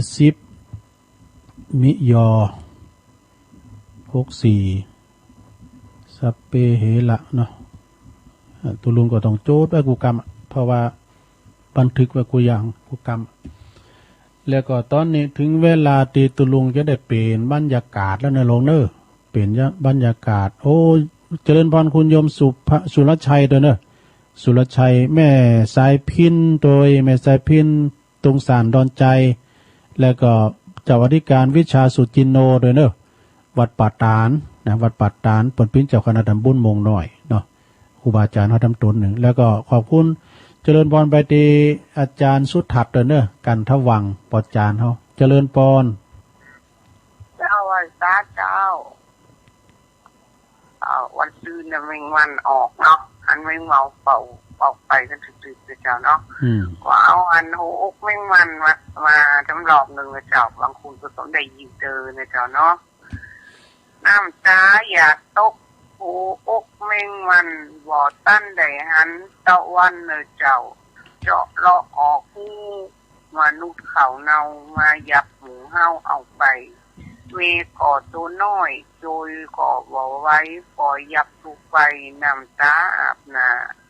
เฮาอยู่ในดินมีสินแก่กาเฮามีสินหาครบเนอ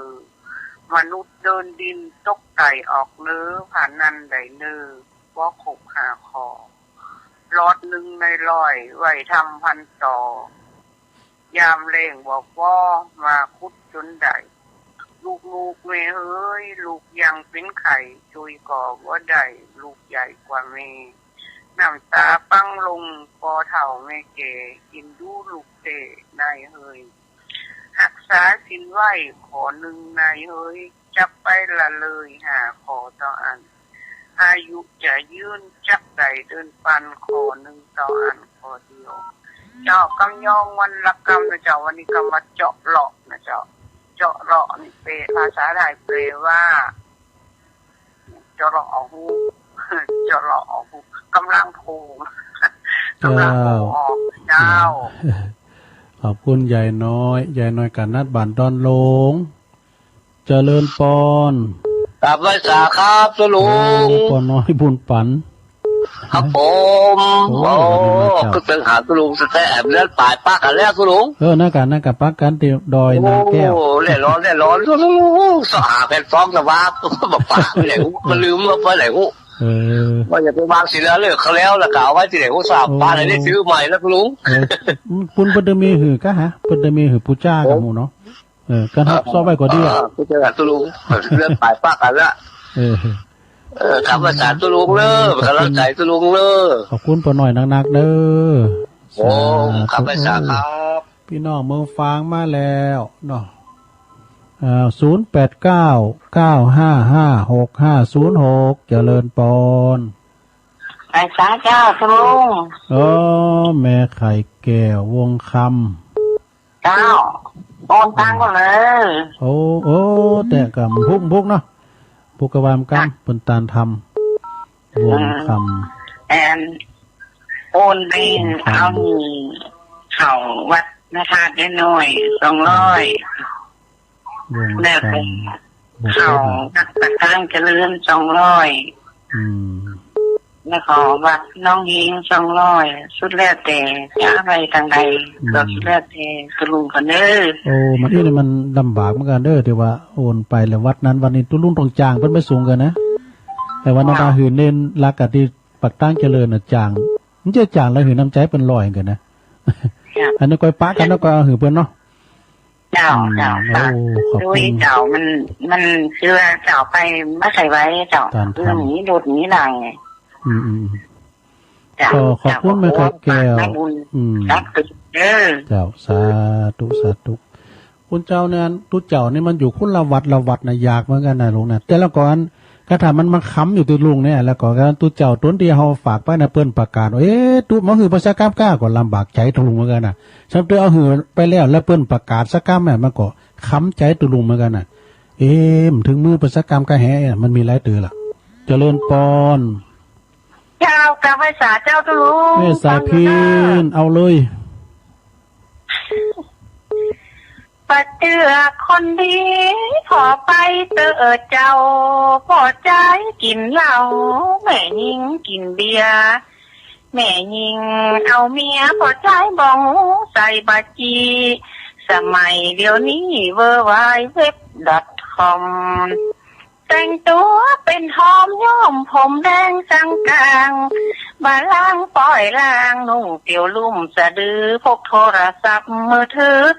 หนูน้อยห่มน้อยแต่งตัวมาเรียบร้อยน้อพี่น้องคนฟังเปิ้นว่าน้ำวังกลายเป็นหาตื่นน้ำไหลตั้งปืนใบหินมันจะฟูลูกเป็นศัตรูกลัวเหียดน้อยค่ะถึงมองตำก้อยบ้านเมืองห่อนไม้เต็มทีพักนาตุลุงหน้าเอา3 วันวันละ3 วันเจ้าหน้าโอ้แม่สายพินเมืองปานขอบคุณนะนะไปนักวงทางพระอาจารย์มากว่าเปิ้นรำคาญแม่สายพินเจ้าอย่างคนอื่นไกลเปิ้นจะมาเข้าจะอู้กับลุงมาจัดให้กำลังใจนะโอ้ขอบคุณแม่สายพินหลายๆเด้อเจ้าให้กำลังใจทุกคนอื่นสีขาวที่ห้าฟังรายการตุลุงเจ้ากะไว้สาเจ้าแม่สายพินตุงสารเจริญปอนติดแล้วโอ้เข้ามาใหม่เด้อ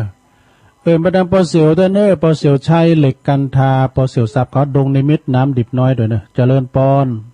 เจ้าพระสาเจ้าตุลงฟังอยู่เนอะมาแม่สายทองไปสดมนต์ตัวอยู่เจ้าปัตตานีเก้าจานจะสดทุกวันอยู่แม่โอ้ดีแล้วธรรมจักกับพุทธคุณธรรมคุณเนี่ยจ้ะ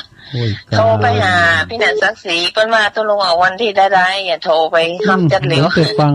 ตุลงได้ทำเลยเนอะเนาะเจ้าขอบคุณแม่สายทองเจ้าเพื่อกำลังใจตุลงนะเจ้ากับไว้สาเจ้า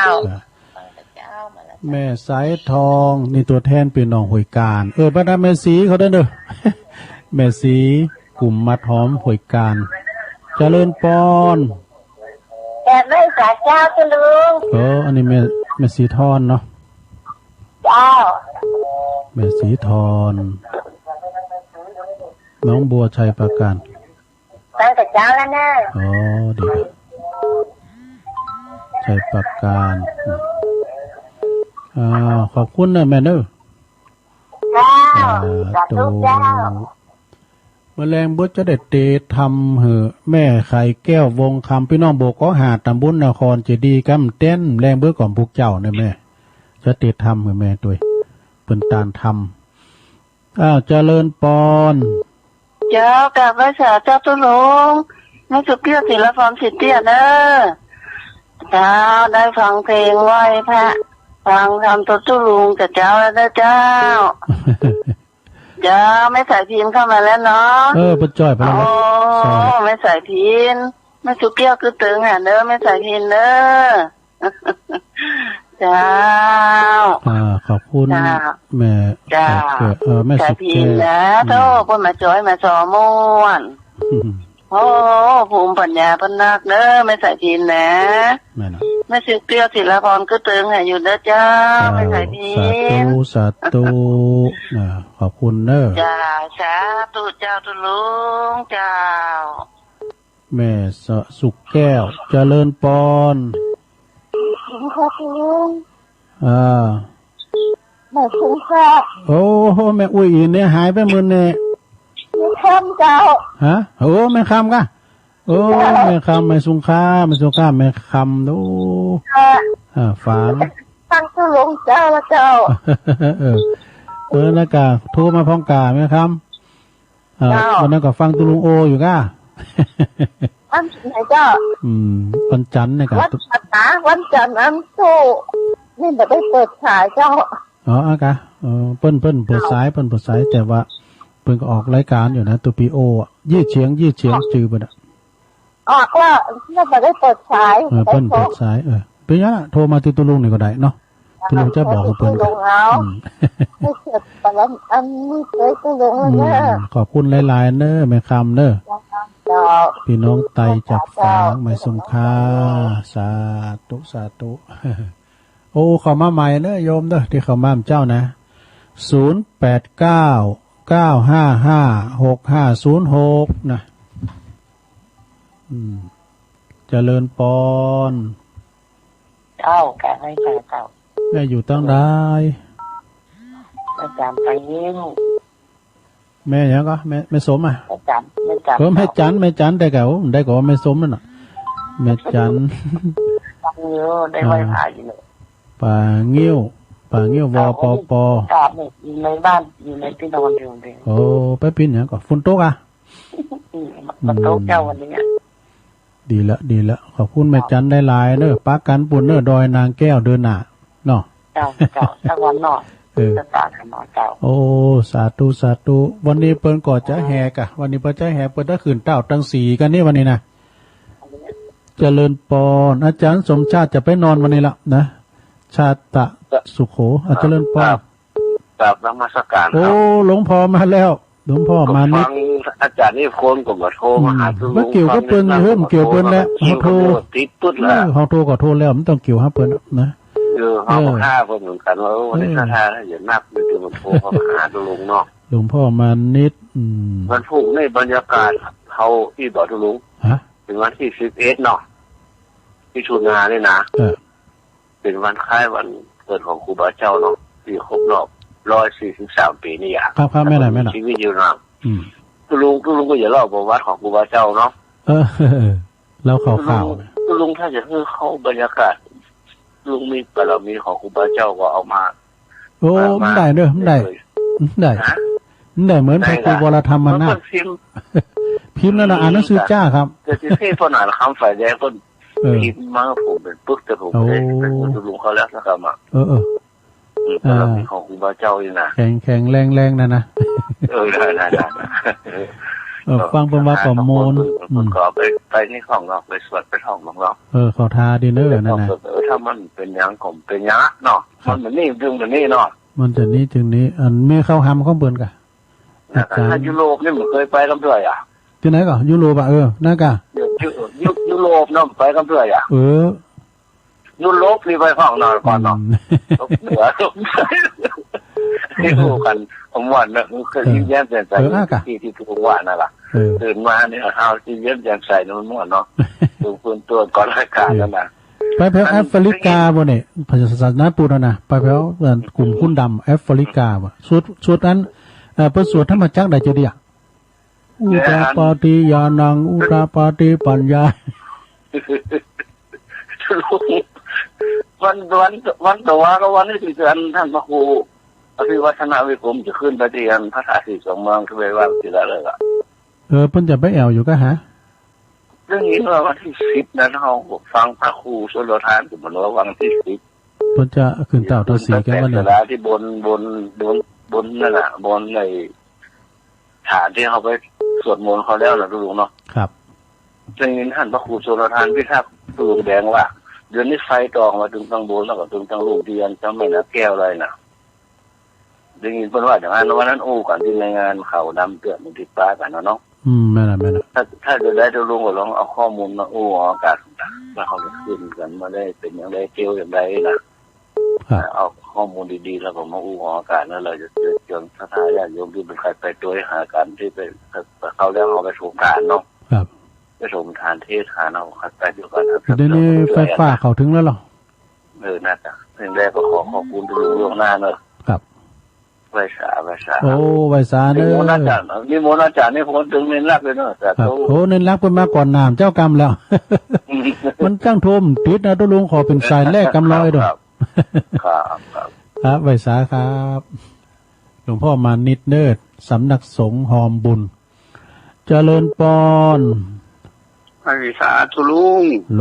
อันนี้ก็พ่อบุญตันเนาะพ่อบุญเจ้าลุงป่าไล่มันรับมันนอน3 หยอดไฟฟ้าตุลุงมันถึงตื่นเจ้ามันถึงยามนะวันมันได้อู่กำฟันจะเข้าวันนี้ฟันแปลกแต่วันนี้นะฟันไปในโฮศาลาหลังใหญ่แล้วก็มีจ้างอยู่2 ตัวจ้างนั่นคือแต่มันไหลติดเขา6 หมอกปุดตุอึกเขายึกไหนก็ได้เขาแล้วก็ไปฮดน้ำดอกน้ำดอกในกระถางนั้นมาเปิดกอกได้มาจะแล้วก็อันจะได้ไปจัดรายการปุถุพจน์จะล่ำเวลาเนี่ยเต้นเนี่ยก็ให้เต้นเนี่ยก็ให้เพิ่นก็โทรมาอยู่ติ๊กๆว่าอย่ามาทำเร็วไปจัดรายการฝันเป็นเรื่องเป็นเล่าจ้างแล้วก็มาไล่ติดจ้างดีตรงจ้างให้ตรงจ้างให้นั่นนี่จะไล่ติดเฮา6 หมอกแล้วจ้างดีนั่นแต่มาเกิดไว้แล้วเยมานไปเยมานแปลกเหมือนกันเด้อมันจะเป็นเลขยำหูน่ะสิจ้าเป็นโนกูเติมฝันเป็นเรื่องเป็นเล่าซะเตือสะดุ้งตื่นมาบีบก้ม2 บอกกำลัง11 โมงคือแล้วเนี่ยรับเจ้าเหมือนกันเด้อรับโตมเลยมันถึงมารับมันถึงมาฝันลุงรับน้อยเดียวมันอันหูไม่ได้แน่นไว้สาธุขอบคุณเด้อสาธุโอ้สตาสตาตุลุงมีเวลาจัดหลายโทรเข้ามาเด้อต้องเกรงใจ0899556506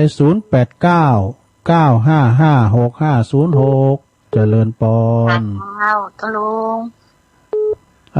เจริญปอนให้สาเจ้าแม่แดงเจ้าแม่แดงรัตนาฟังแต่เจ้าแล้วมันโกรธปัตตานอินดูไฟไหม้เนาะ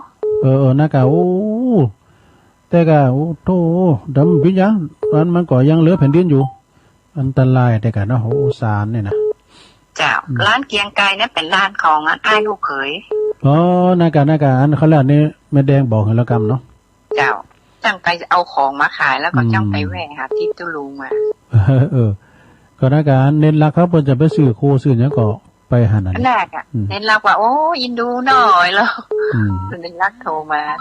นะกะพี่ยักษ์เพิ่นเข้าประกันเนาะเจ้าประกันจ่ายนะเป็น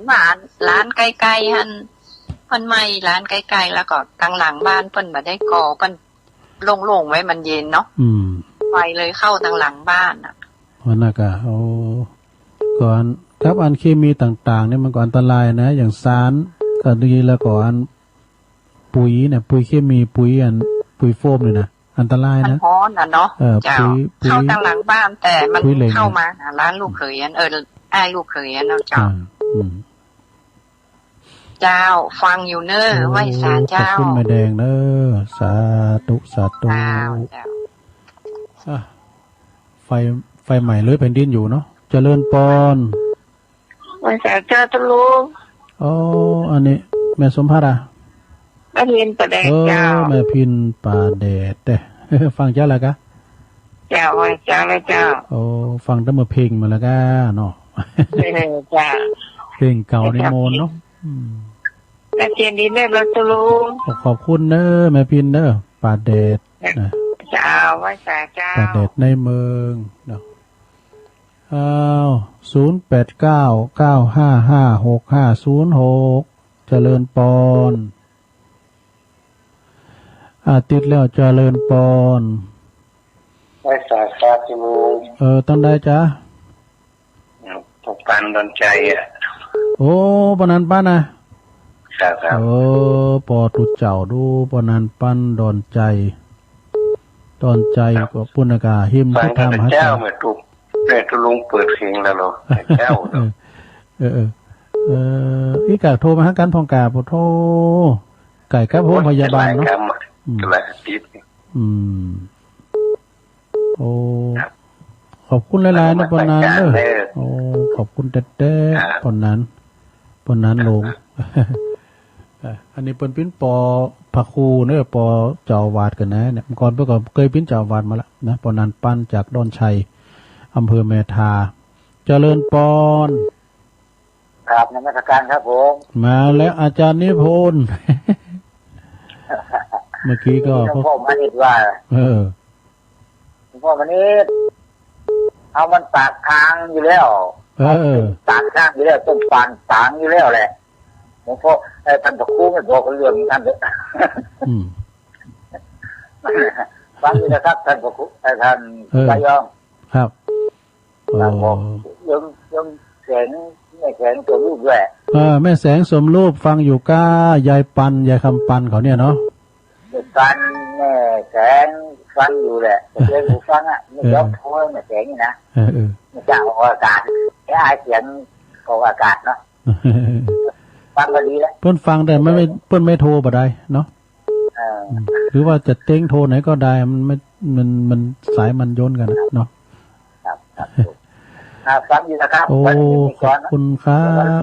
ตอนเย็นๆค่อยว่ากันใหม่คนเย็นๆมาเอากรมาตอนเย็นๆบึ้ดนะบึ้ดมาปะกันอยู่ครับครับผมวันนี้ตอนเช้าก็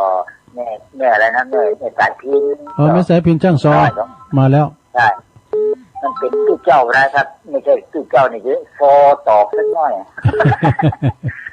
กราบนมัสการครับผมไม่สาครับนมัสการสาธุขอบคุณเนอเนี่ยตุเจ้าเพิ่งก็ฟังนะสดาญาโยมโทรเข้ามาเวลาเหลือหลายอยู่นะ15 นาทีสุดท้ายเจริญปอน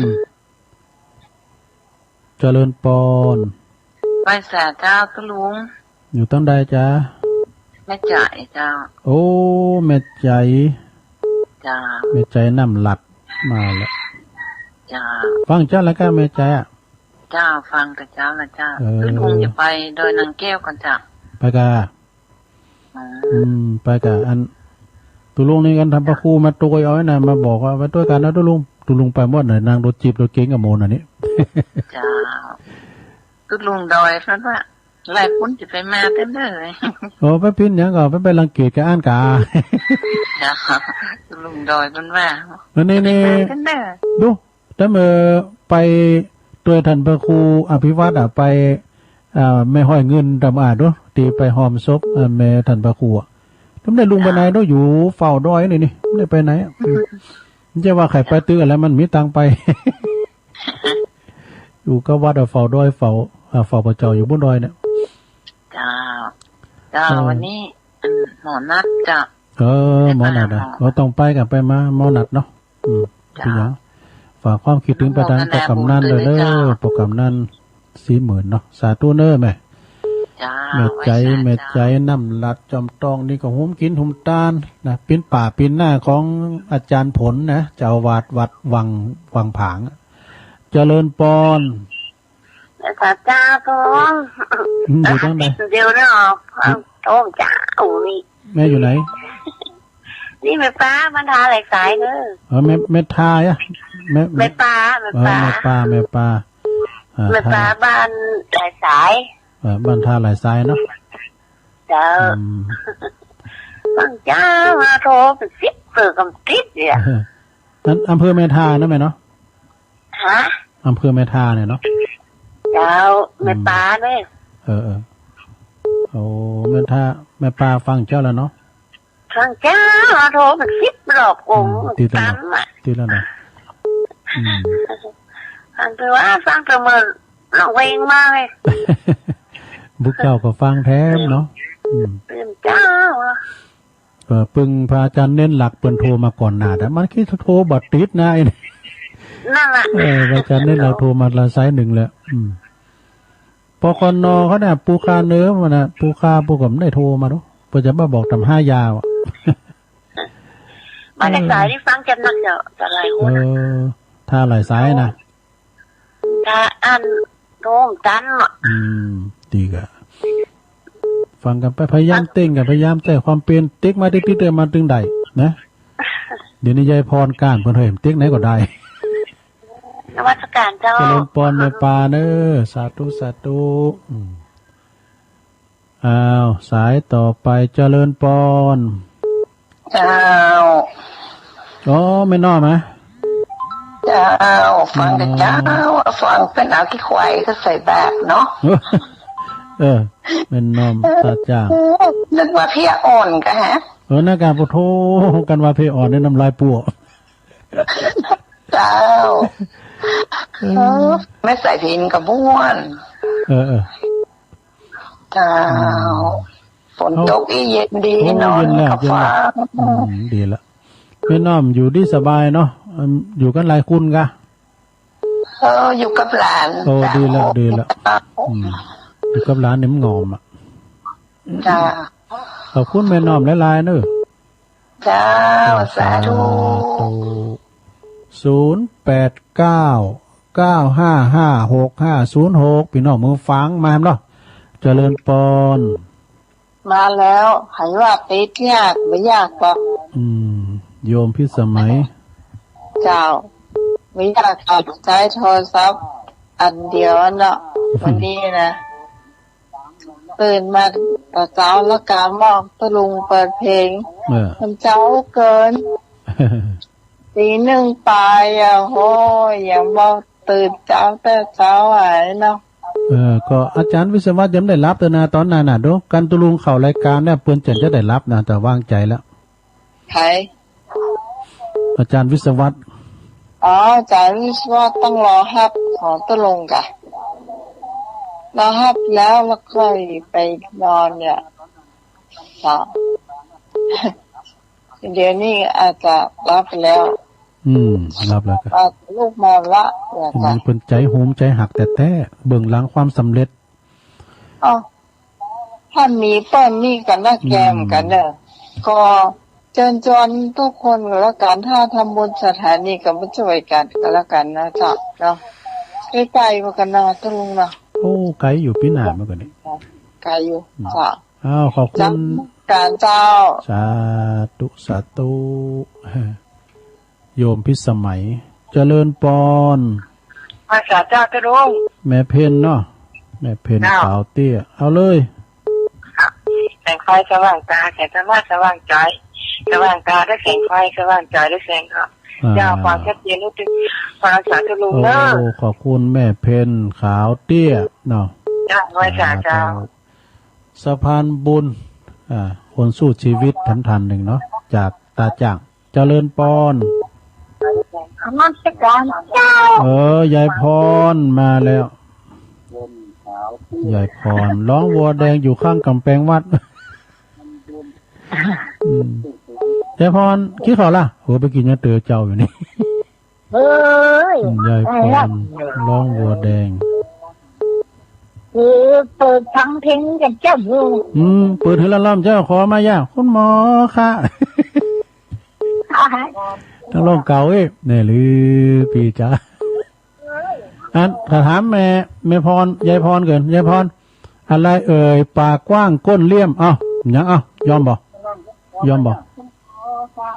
อะไรปากกว้างก้นเลี่ยมที่เขาไปวัดยังแน่นี่ถึงวัดแต่นี่วันนั้นได้ยินเขาเป็นกลายปัญหาบึ้ดเอาก้อนมาเนอะบึ้ดแรงเบื่อเกินเนอะวันนี้มันเต้นเถอะเนาะแต่วันนี้เจ้านี่มันหนีเลยมันหนีปล่อยมันหนีกันเนาะมันหนีเด้อนะนั่งไหนลูกยายพรรับดีเหรอ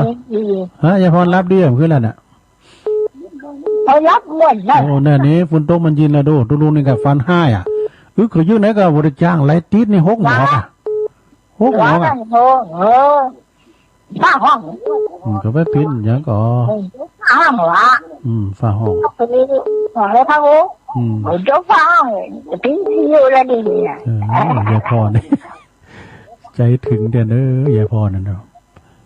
เต้าโทษติดกูกรรม70 เก่าแล้วเนาะ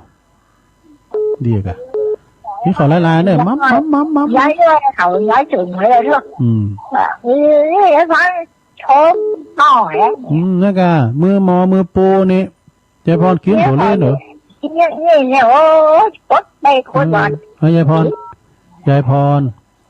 กินถั่วเล่นเหรอทุเรียนน่ะกินเหรอกินไหนอ่ะมันถูกล้มอ่ะขอบคุณยายพรเด้อแรงบึดกิมกรมาเด้อนมัสการเจ้ายายพรเจริญปอนโอ้เข้ามาใหม่สุมาเด้อกูก็ยายพรมึนไปหน่อยหมายเลข9200เก่า9200 200เจริญปอนคงจะเป็นสายสุดท้ายแม่คำปันเหล่าเซนปิ้งมาแล้วว่าคนเลี่ยมสวยครับลุงถูกต้องแล้วแม่คำปันนี่ถูกต้องแล้วสวยถูกแล้วเป็นนั้นมันนี่อย่าปัญหาของตุลุงทองอ่ะปากกว้างปากกว้างก้นเลี่ยมสวยเนาะยินดีคำปันเนอแม่จบเวลาตัวลุงพอดีขอบคุณเนอกูเสียงกูสายที่เปิ่นโทรเข้ามาทำแต้นกับพวกเจ้าโทรมาแถมเด้อแรงบึ้ก็โทรมาแถมวันนี้ได้เศร้า2สายด้วยกันแรงบึ้จะเตะธรรมของแม่ไข่แก้ววงคำบ้านโบกก็หาตำบุญนครเจดีเนอทำแต้นแรงกับพวกเจ้าสายแรกนั้นก็ยายน้อยกาดนัดบันดอนหลงสายที่2กับป้าน้อยบุญปั่นมโนครเสาหินฟางเด้อครับป้าน้อยคุณเดียวมาก่อนถึงกลุ่มถึงมดถึง3อำเภอสายที่3แม่ไข่แก้ววงคำนี่ก็บ้านโบกก็หาตำบุญนครเจดีอำเภอป่าซางสายที่4แม่สายพินตุงสานดอนใจเมืองปานบุญนะเปิ้นซอฟังผู้ก็มาซอแถมสายที่5ก่อนแม่สายทองธัญญาแก้วตัวแทนพี่น้องหอยการสายที่6ก่อนแม่สีทรหนองบัวชัยปราการสายที่7ก่อนแม่สุกแก้วศรีลาพรศรีลาพรบ้านหุ่งสายที่8ก่อนแม่คำพี่น้องไตเมืองฝางไม้สุงค่าแม่คำฝากประตังพี่น้องปางป้อยแม่อามเขาด้วยพี่น้องไตโอ้เปิ้นฟังกันหลายพี่น้องไตแต่เปิ้นฟังยองหูเลิงพองตุลุงก็โวยลงไปนี่นะสายที่9แม่จันป่างิ้ววปเวียงป่าเป้าสายที่10หลวงพ่อมานิถาวโรไหวสานะครับเด้อเปิ้นว่าเอาน้ำมาต้องตุลุงพูกกันสายที่11พ่อบุญตันป่าไล่เจดีย์ซ้ำยอดสายที่12แม่แดงรัตนาดอกตันล่อมป่าคอยไต่สายที่13แม่พินป่าแดดแม่พินกับแม่นนพินปีกับน้องสายที่14ปนันปั้นดอนใจเปิ้นอยู่แม่ทาพุ่นนะไก่กับพุทธามหาชัยไก่กับโรงพยาบาลแม่ทาสายที่15ก็หลวงพ่อมาอาจารย์นิพนธ์วัดพระธาตุดอยสะเก็ดสายที่16ก็แม่ใจนำลัดจอมตองนี่นะโอ้นำลัดนี่หมู่บ้านเปิ้นกว้างตุลุงเคยไปสายที่17ก็แม่ปาบ้านทาหลายสายทาหลายสายเปิ้นฟังกันหลายอำเภอแม่สายเนี่ยนะอำเภอแม่ทานี่กันบันทาหลายสายสายที่18ก็แม่น้อมตาจ้างเวงน้องหลองสายที่19ก็โยมพิสมัยดอนตันแม่ริมโทรมาหือกำลังใจขอบคุณแล้วก็สายที่20แม่เพนขาวเตี้ยตาจ้างเวงน้องหลองคนสู้ชีวิตสายที่21ยายพรล่องวัวแดงข้างกำแพงวัดบึดเกมกับกรเอากรนั้นกุหลาบแดงห้องสายสุดท้ายแม่คำปันเหล่าสันปิ้งเสา2สายด้วยกันโอ้ขอบคุณกูเสียงกูสายตุลุงก็ขอบคุณทางสถานีกูสถานีเจ้าหน้าที่ดีเจด้วยนะแล้วก็ทุกจะได้เอาธรรมมาเทศน์สถาได้ฟังธรรมของแม่ไข่แก้ววงคำบ้านบุกก็หาด้วยนำรายการจากราชตากระเดยก็พบปะกับท่านประครูกันต่อไปแรงมืดบ่าย3 โมงปักกันใหม่ตัวดีมีใจเหมือนกันจุคนจุดต่างจัตตาโลธรรมะ